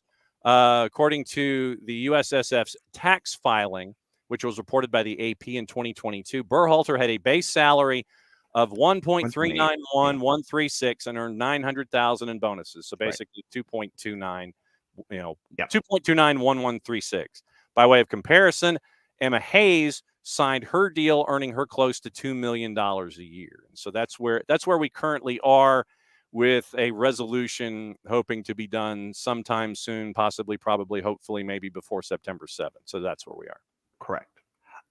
So I guess what I'm still confused on, John, that wasn't cleared up in that reporting is I understand that he's not owed money or has to owe money if he goes somewhere else. But it seems more like, well, we still terminated a contract early. Mm-hmm. And we have to figure out what I am still owed because now granted it was mutual, but the contract was terminated early. So it seems like they're still trying to figure that out. At least that's my interpretation, is that it's not about, as you see in a lot of college football, where, well, if you go somewhere else, they have to pay or you have to pay, or it's like, well, but you still cut my contract short. Mm-hmm. But that should not affect too much U.S. soccer, but it does seem like there is some roadblocks there. I'm getting confused on where money is and isn't, because I don't have this money and I've never been in a position to have multiple millions of dollars owed to me. Yes. And so with the tenured professorship that happened with Canada Soccer that we still don't really know a lot about, we don't know how deep the tenured professorship dollars go. Is it just to Jesse? Is it to Jesse and the assistants? Is it Jesse, the assistants, and an operating budget so he can fly around the planet and figure out what's going on? Yet you still don't address the notion of having home matches for friendlies as a part of your development. You are still looking at the wimpy approach of I'll gladly play you Tuesday for another match later on, a couple of days later. The two match window, September 7 and 10, once again, Canada's on the road. I cannot remember the last time that Canada Soccer actually had a home friendly attached to a national team on the men's side. This is where I don't understand a little bit, because I've also not understood this on the women's side. And this is getting into what has actually hurt the U.S. women over the past. So I'm going to blame you, Canada Soccer, for this as well, because they have zero. I don't know. I'm not giving them any benefit of the doubt on anything, but I've always been confused why U.S. Soccer and Canada Soccer, who are two perennially top 10 teams, can't partner with.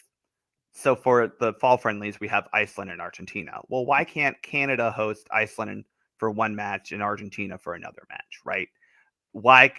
Because we're so close together, right? Yeah. I mean, in Canada Soccer, you're going to play in one of like 3 locations, right? You're playing in Montreal, you're playing in maybe 4. You're playing in maybe Ottawa, Toronto, Montreal, possibly Vancouver, but that's really far out, right?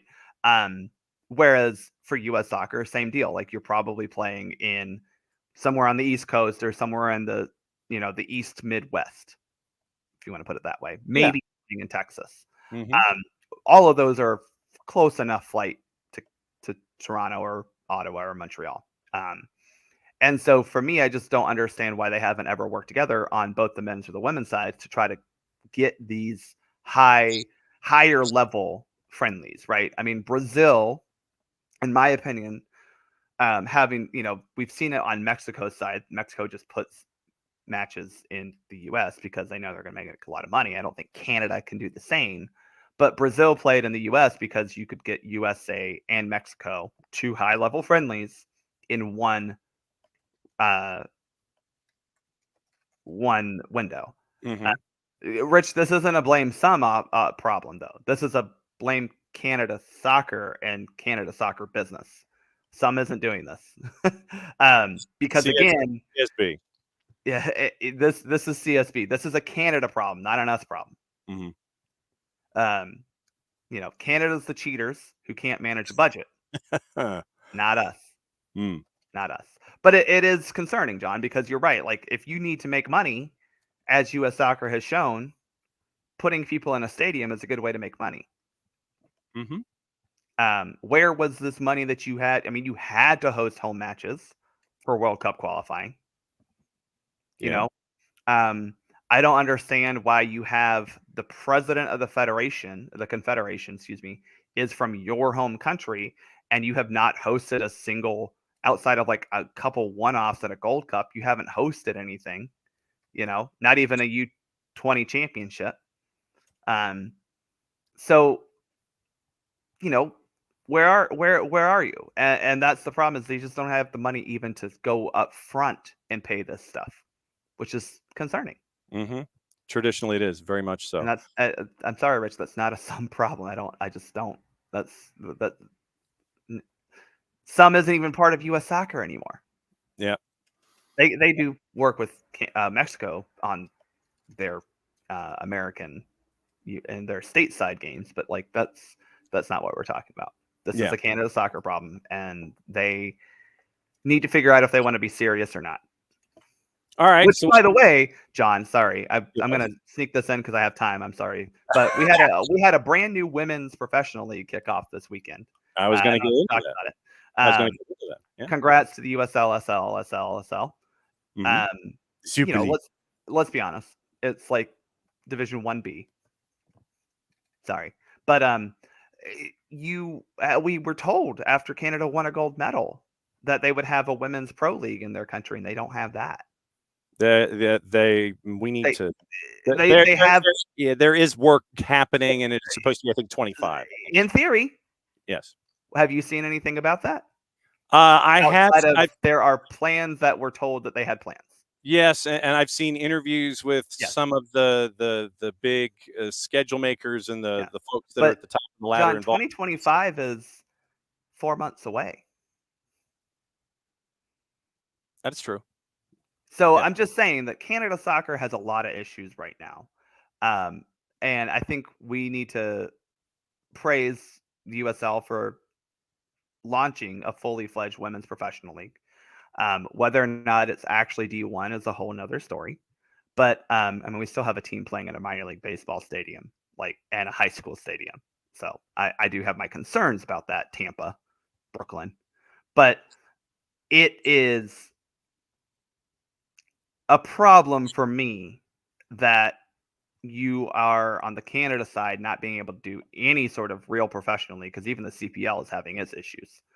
But here in the States, we are seeing a whole second women's professional league launch. And by the way, congrats to Carolina, the highest attendance forever for a women's soccer match, pro women's soccer match in the Carolinas. Yep. Beat out NC Courage, which has been around since the WUSA days. Yep. Spokane had a good sellout of I think theirs is 8,000. Yeah, so I know that it was north of 8. 5. Yeah, I know that Tampa had north of 5. Spokane had north of 5, and you had north of 10 at American Legion for Carolina Ascent. 10. Yeah, great to see for your opening weekend. continue it. We would love to see that. But there is plenty of talent in this country on the women's side, John, and that's something that no one wants to admit, especially people in Europe who think that Europe is the only place that soccer talent exists. You have, I mean, listening to the game, it was like, you know, you had Towson, you had Maryland, you had Syracuse, you had all these decent Division One programs represented in USL Super League, as well as some foreign players who came in who had kind of bounced around a little bit, some former NWSL players. You know, we see this problem in the W, which has a similar problem to MWSL. You just don't have enough teams, aka roster spots, for all the talent that exists. Yep. This is a great way to let this untapped talent continue to develop, continue to play, and it's going to benefit U.S. soccer and the U.S. women's national team in the long run, because you're going to find one or two players a cycle, I would imagine, from the Super League, because as we see on the women's side specifically, the college game is still very important to developing the U.S. women's national team, because you get a couple more years and a fully immersed soccer environment, right?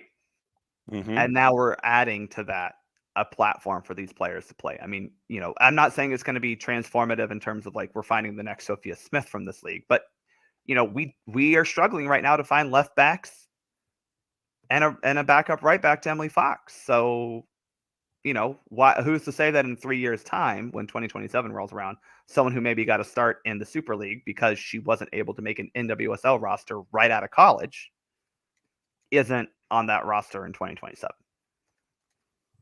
So obviously there are great things to talk about what happened in the 3 dates for the USL Super League. By the way, programming note, Marion Crowder, friend of the show, is going to be on Wednesday morning to discuss what happened in Tampa and the Super League, and she's going to come on to bust out some knowledge on SEC soccer as well. So it'll be good to have Marion back to discuss stuff involving the activity in the USL Super League as we go forward. All right. Apparently, wait, now, hang on just a second. Now I'm catching up on stuff. All right. So 4Card says, sounds like they need a plan. Yes, to plan a meeting, you have a planning meeting. Yes, absolutely. I feel like that's where we're at with the Canadian Women's League. I've been to a lot of those where you have a meeting to plan. Yeah. Been to those. Then shouldn't the games be played in CPL stadium if the CSB is run by CPL owners? I think that's I mean, that would make sense. Honestly, I mean this sincerely, is that yes, Canada Soccer Business should be trying to put games in Ottawa. TD Place. Yeah. TD Place is a great stadium with a similar-ish capacity to, I mean, it's what, 21? Yeah, it's like, yeah. That's perfectly fine for what Canada's men's national team and women's national team will need for international friendlies. On a, you know, maybe one a window, maybe, but if you put one in Ottawa, put one in Toronto, put one in Ottawa, put one in Montreal. Yeah, well, and I mean, every so window. Yeah, if you end up with let's see, so TD Place in Ottawa, you go to Hamilton, maybe you can play. Hamilton would be good. Where Forge and the Ticats play at Tim Hortons, and it's in the middle of the Golden Horseshoe, so you can attract from the Buffalo area north and Toronto area south. You play maybe in Winnipeg at the football stadium, but you got lines there, so that might be a problem. But all of the CPL venues, I think, would be available, even though they're not 20,000ers. They're, you know, 5 to 10s, and you could probably fill the place out and not charge $68 to be in an 80,000 seat venue. Right. Well, and that is legitimately the problem with CPL, is that I think from a men's and women's national team side, you're going to need something more than 10,000 seats. And so when you talk about that, you have, oh gosh, where are they now? You've got TD Place in Ottawa, you've got Hamilton, and you've got Winnipeg. Because you don't have Edmonton anymore, which, you know, you could play if you wanted to out there in Edmonton and Eskimo.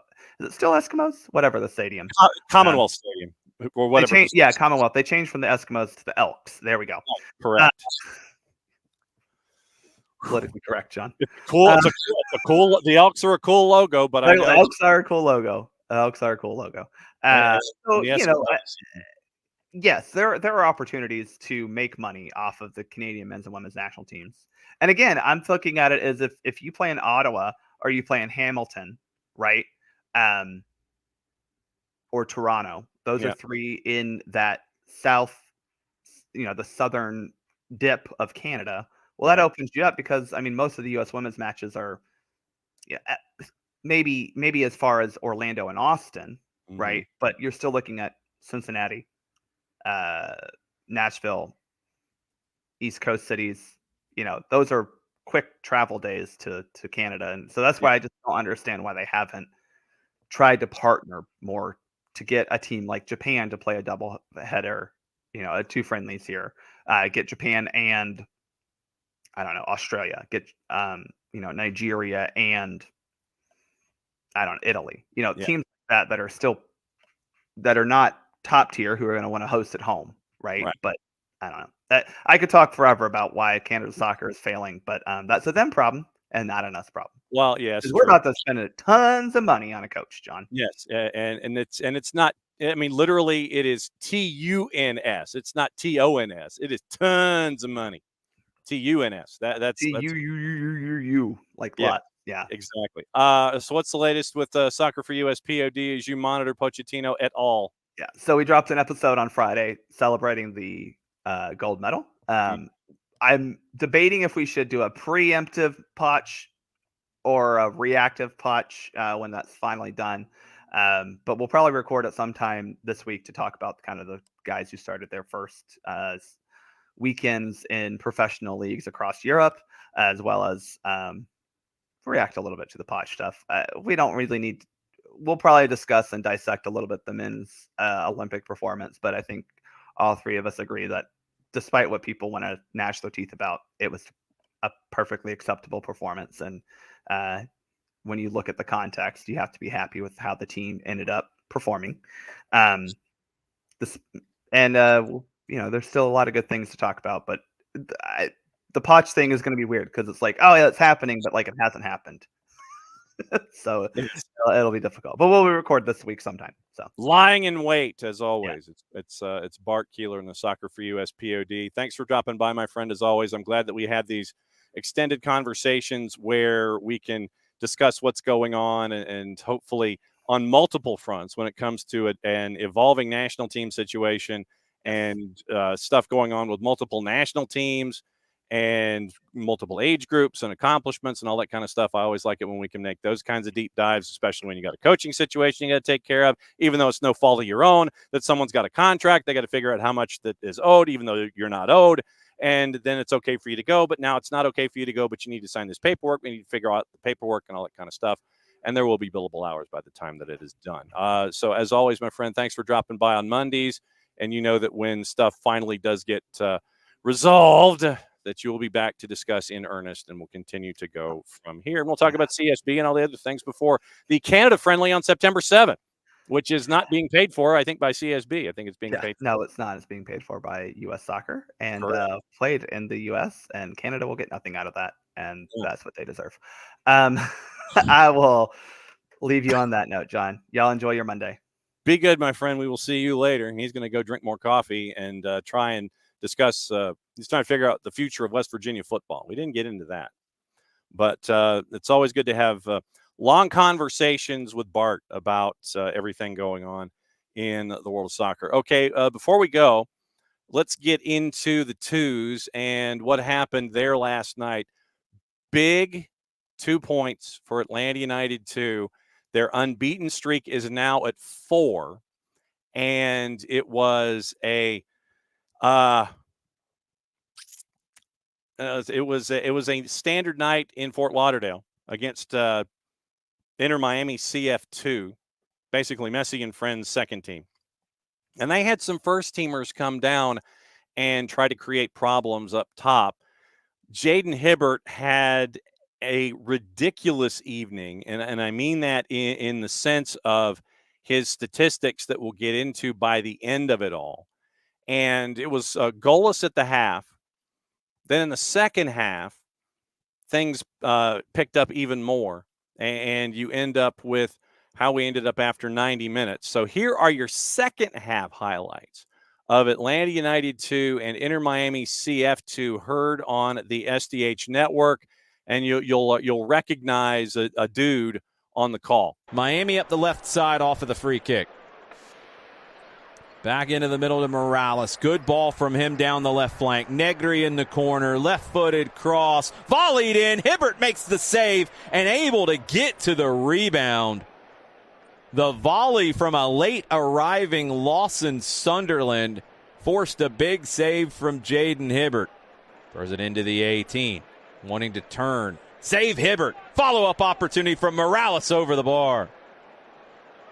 Good throw from Miami.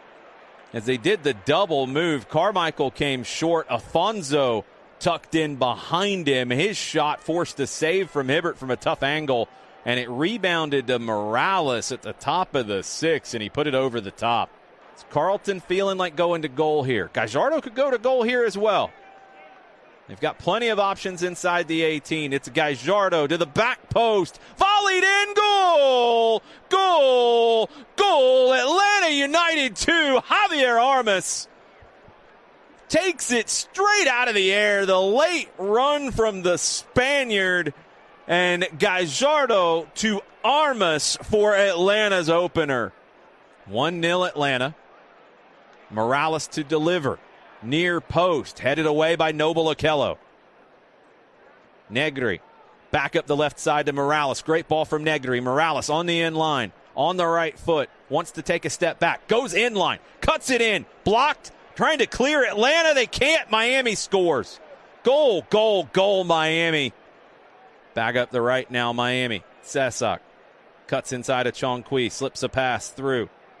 Afonso turns, crosses. Back to Morales. He chests it down, top of the 18.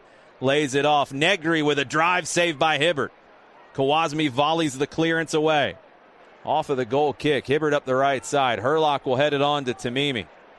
Back to Carlton. Through to Herlock. He's going to run it down. Stephen Herlock into the 18. Herlock on the right foot. Shot saved Jensen at the near post. Corner Atlanta. So you heard Jaden Hibbert was kind of busy. That was the score after 90 minutes. So in MLS Next Pro, in Fort Lauderdale, Florida, yes, even in Fort Lauderdale, after 90 minutes, Steve Cook went to South Florida with a very short bench, 4 position players and Jono Ransom as the second keeper. Had to use them all. And the big note going forward for the home match that you'll hear on the network here on Friday night against Orlando City B was an early substitution of Eric Centeno. And it's a topic that we will probably get into as the week goes along about the injury rule and the flaw that exists with the injury rule in MLS Next Pro. So Eric Centeno is removed in the 27th minute. Ethan Dudley comes in as one of the 4 position subs and plays the remaining 63-plus minutes and does really well at the back as Steve Cook had to reorganize things. Ramsey Kawasmi ends up having to go play right back as Dudley ends up being one of the center backs when he comes in for the substitution. So you end up with that as your back line, 1-1 after 90 minutes.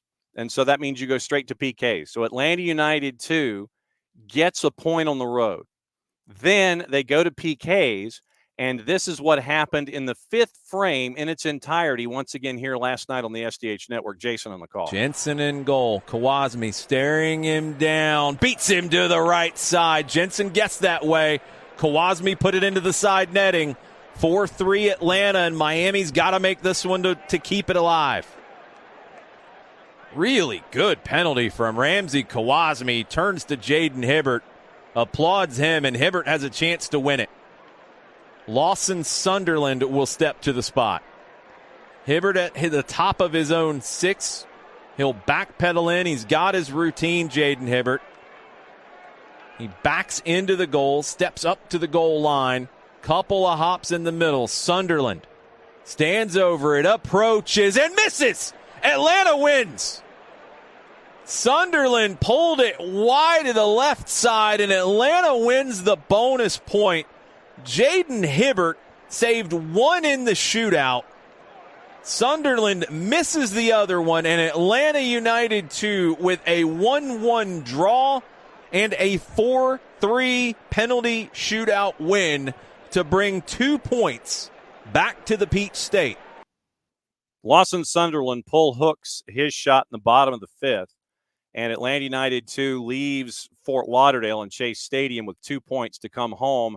And as I said, one of the big storylines coming into the matchup against Orlando City B on the weekend on Friday night is the health of Eric Centeno. So we'll keep an eye out for that and see what it's going to look like. Obviously, we'll catch up with head coach Steve Cook on Wednesday as a part of our preparation for the broadcast on the network. It looks like Maddie's going to be on the call for it with Jason heading to Los Angeles. Pregame show will start at 7 and kick off at 7:33 here on the network at soccerdownhere.mixler.com and at soccerdownhere.net if you just want to listen and click off the website. So Maddie will be on the call. Pregame show at 7, kickoff at 7:33, and it'll be Orlando City B and Atlanta United 2. So getting into the stats from last night, Jaden Hibbert sets a team record for saves in a game. The previous record was 10, set in 2022 against Loudoun United. Jaden Hibbert blew right past that and sets a new club record for saves in a match. Let's see what officially it was listed as. So listed officially, according to MLS Next Pro, is 13 saves last night. He was busy, and there could have been a highlight reel of all of Jaden Hibbert's saves across the board. Numbers in the game. Shots, Miami had 25 shots. 25 shots on the day for Inter Miami, and 14 of them on goal. Atlanta United 2 had 14 shots, 6 shots on target. It was 3 blocks for Miami, 2 for Atlanta. Obviously, Inter Miami with more possession. They had more passes, passed at 89% accuracy compared to 88 for Atlanta United 2. 7 corners for Inter Miami compared to 3 for Atlanta United 2. 7 crosses to 2 for Messi and Friends 2. 3 offsides to 2 for the home side. Once again, 5 saves for Inter Miami, 13 for Jaden Hibbert on the night. Clearances, 8 for Atlanta United 2 compared to 2 for Inter Miami. 23 fouls called in the match by Deshaun Brock, 14 of them to Inter Miami 2, who under Federico Higuain are very, very physical. And they will test the limits of officials in MLS Next Pro, almost daring them to call early fouls. A lot of physical play early on by Inter Miami CF2, and not a lot of fouls called. And then you started getting fouls called, but then you would have short sequences and very little patience by the man in the middle, where you'd end up with more of a quick yellow for Atlanta United 2 in their instances against Inter Miami. So yellow cards on the day, 5 total, 3 for Inter Miami and 2 for Atlanta United 2. Once again, the shooting breakdown, 14 on target, 6 for Atlanta United 2, 7 off target, 4 off target for the 2s, 5 blocks, 3 for Inter Miami, 2 for Atlanta United 2. And so it ends up with Atlanta United 2 getting the extra point. So they are now unbeaten in 4, and they have the matchup coming up this weekend once again against Orlando City B Friday night up at the Fraction. So your standings in the East involving Atlanta United 2. And we'll take it a conference at a time. We're not going to go to divisions yet. FC Cincinnati 2 is 2 points ahead of Philadelphia Union 2. And Philadelphia Union 2 is 2 points ahead of Crew 2. So 43, 41, and 39. They're 1, 2, and 3 in the East. 4 is Chicago Fire 2 at 35 points. They have 1 more win than Chattanooga FC. NYCFC 2 is 6th at 34 points. They have 1 more win than Crown Legacy. Inter Miami CF2 at 33 points. They have 1 more win than Red Bulls 2. They've also played 1 less match. So Red Bulls 2 are in 9th. Then it is Orlando City B at 31 points and 6 wins. They are in 10th. Atlanta United 2 with matches in hand on a lot of the teams above them right now. 1 match in hand to Orlando City B.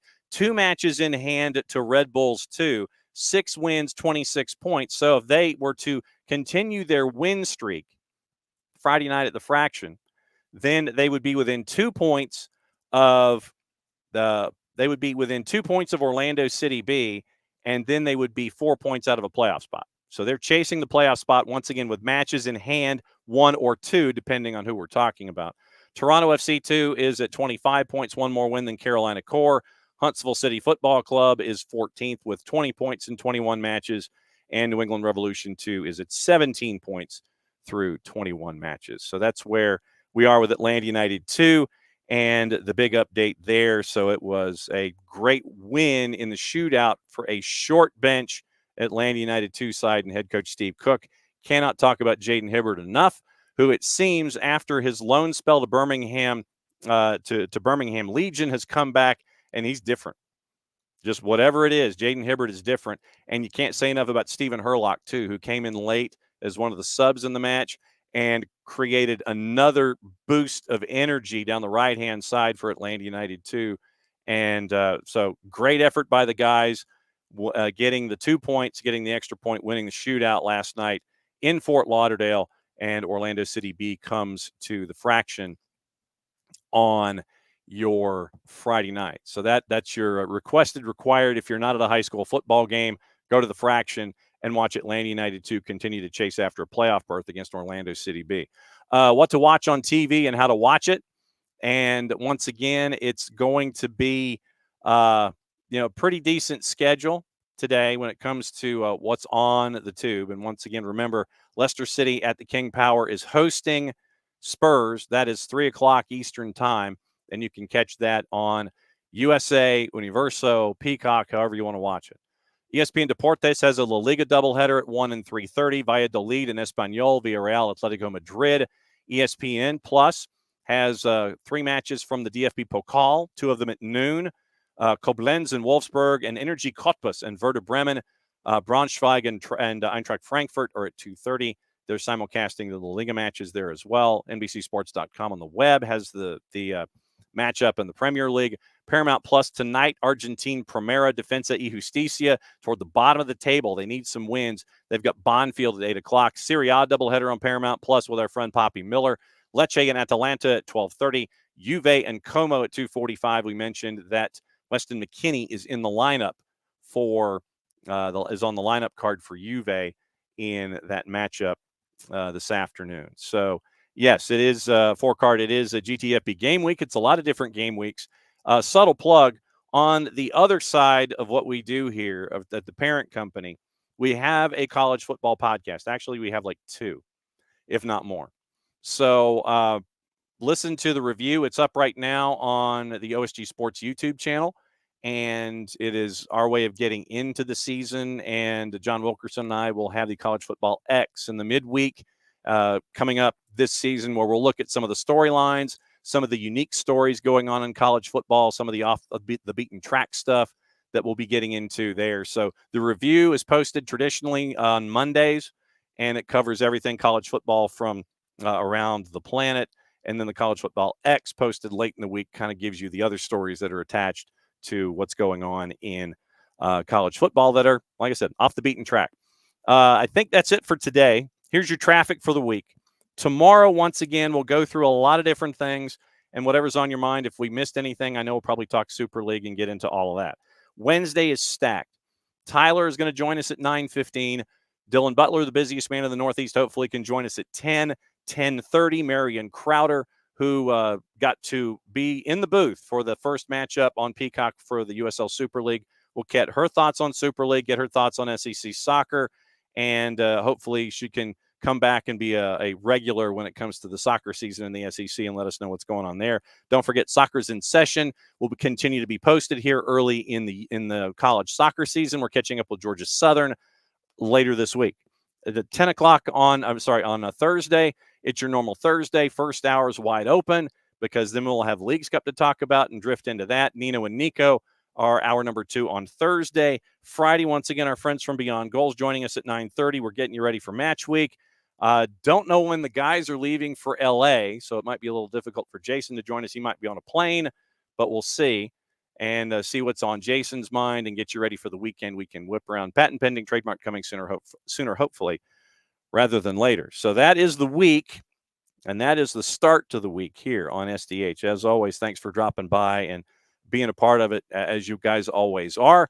I'm going to go figure out what my game is when it comes to our picks of the week in the Discord. And if you're not a part of the Discord, send a message into the Discord, and hopefully they can let you in, and you can be a part of the conversations there as well. And I've been banned from the food channel in our Discord, so nothing new there. Once again, thanks to Bart, thanks to Abe, thanks to y'all for coming back here on a Monday. We'll be back Tuesday in a little less than 22 hours and get you ready for everything going on in a very, very busy week when it comes to the sport of soccer. So for everybody here at SDH, here's your outro slide. Time to whistle you out the door so you guys can get on with your day and have a marvelous Monday. Abby is absolutely correct.